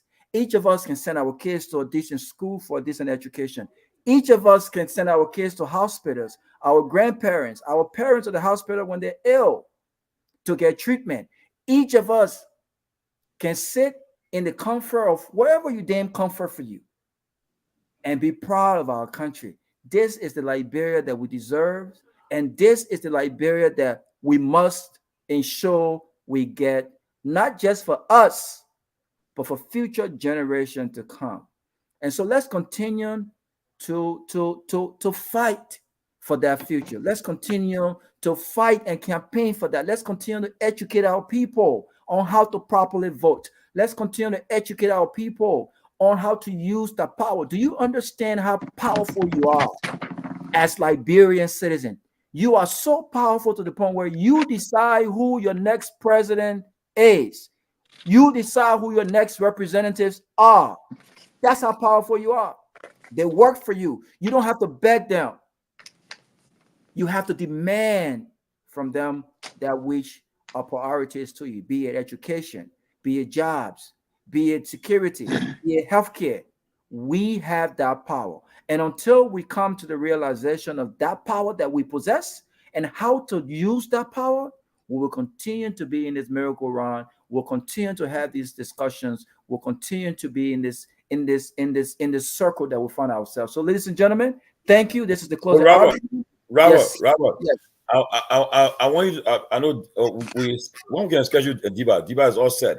It's Silencer Diba. So, but I want you to be, you're in the football business, soccer business. I want you to be the one to lead our discussion with Diba. Oh, I already started making calls. Yeah, so I already started making calls. He's all set now. Somebody already sponsored. I don't want to call it. I mean, I know you. But I know one of our fans already. She's okay. She's okay with you recognizing her publicly. Okay, yeah, Eugenia GW. She already sponsored the appearance of Diba appearance, so she already sponsored. So we all set for his appearance. He's ready to appear, but I want to know which day you guys will be ready for us to do it. With this the whole thing, but I told him the thing that about this whole Wahala business. I mean, the one preventing us, but he's ready. So I don't know which day you guys want it because again, so let's look at the schedule in the back and then pick a day where all of us can be on. Because I think he has a lot of things to discuss. I want to see him as the next head coach of the Lone Star. So yeah, but I don't want to. Anyway, I don't want to. Yeah, I want to. Before we put a flyer up, I want to make sure we're prepared for it. So I think we should discuss it. At least I want to be off, so I'm giving my full attention to it. But let's consult with the other guys and see what that schedule looks like. But look, Heron looks like he want to go. Another trouble is people didn't want to do. Baza people. Oh man, the man has been a successful national coach. Pewee, the man has somebody from Lofa, so we can recommend them as the coach too. No. The man has appointed the executive. I know. You won't be appointed to the executive, so you will take the sponsor. Listen, Pewee, the man has one of the best. The man has one of the best as coach of national. Let me clarify to no, I just kidding, man. I think he was certified FIFA coach. Tiola, we certified. He has FIFA A license to coach. Yes, he is certified. He has a B certification. He got a B certification. Do the job. I believe he most ready to do the job because he understands the culture of our players. He understands the language. He's been into it. He played the game of the team. He played local football in Liberia. He went international. He played for the national team. He's the most celebrated star, we call him, in the country. So I mean, he got some. But there's a political component. There's a political component to this, based on what I've heard. And this is the political component that we want to erase, because remember, the Ministry of Youth and Sport, Mr. What was his name? Gongloe. The Ministry of Youth and Sport he's been insisting that his ministry, in consultation with the government, is aware of the appointment of the LFA. Now, the government should not be interfering with the Liberian football. Absolutely. They have the government is the one that can pay the coach. So they when it comes to they don't decide who the next coach is. They can pay the coach. No, they are the one. They have the coach in it, but they cannot determine. Yeah, but when it comes to the national team, the government of Liberia is responsible. The LFA only there for the game, the league and the game. I understand that, but what I'm saying is the FA has a sole responsibility. They can consult with the Ministry of Youth and Sports. But I believe quickly, Raul, if Diba is brought on board, Diba gonna have a lot of support because Diba got some serious connection with some high profile. Yeah, but they're mad because he did not follow through the support in the election. Yeah, but we are. I mean, Diba no question about we are Diba. Been I beg you, Lofa. I beg you. Okay. I will give my spot to Borsalo to come and interview. I'll give my spot to Borsalo.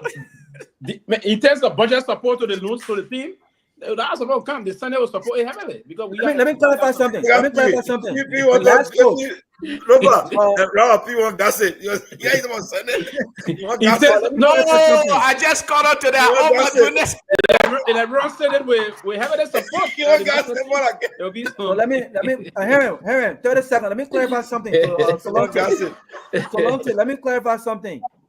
Your last two white coaches had B license. They had UEFA B license. Your last two white coaches, Peter Butler and Mario, both had a UEFA B license. Thank you, Robert. The same license that George Williams that James don't have. So he is very, very qualified. He's very qualified. For the misinformation. So Pewee, I want you to highlight that part. What will actually make it possible for the budgetary allocation for? I always say there will be huge budget support from the Liberian Senate.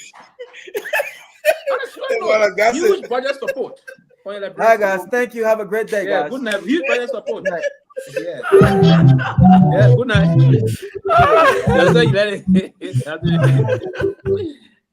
Let me take us somewhere. I see you.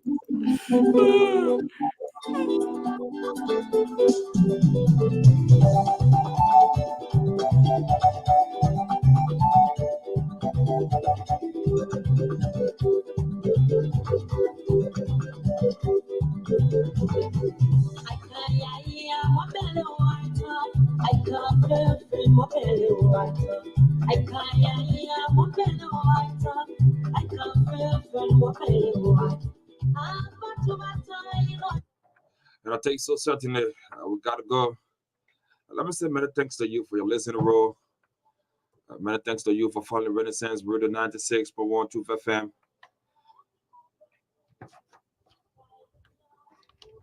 The time check is exactly 21 minutes down 12 o'clock. Let me say many thanks to our online viewers. Those of you that follow via the radio, whatever ways and whatever means, you're following us, and let me say you're so special. Many thanks to you. That's all we can do for country. As a matter of fact, this is the argument. You already know at about this time. That's from 9 o'clock. You find too many parents telling their children, do not make noise. The closing argument is about to come on. At Taisha or whatever around, you hear people saying, come on. The argument is about to come on. So no noise. Let's sit quietly and listen to the panelists on what they have to offer. This argument, it remains open. We talk nothing but the truth, just the truth. It becomes optional to you as a citizen. So make the rightful decisions. You don't have to be in Liberia. Even when you're outside Liberia, somehow, we got a family in Liberia. So you see Liberia as your own. Together we can make Liberia better, not better. Keep following the closing argument. We'll catch you. Not going to be on tomorrow. Which time we're going to be at same time, same station. 9 o'clock up to the hour. My name is Henry Jallah. I've been here with man Ansu Sirleaf, with man Myean Torgbean. We'll catch you. We'll catch you. Liberia is all we have. The betterment of this country, it depends on us as a citizen to do what we can do. It is not my right to be here. It is an opportunity.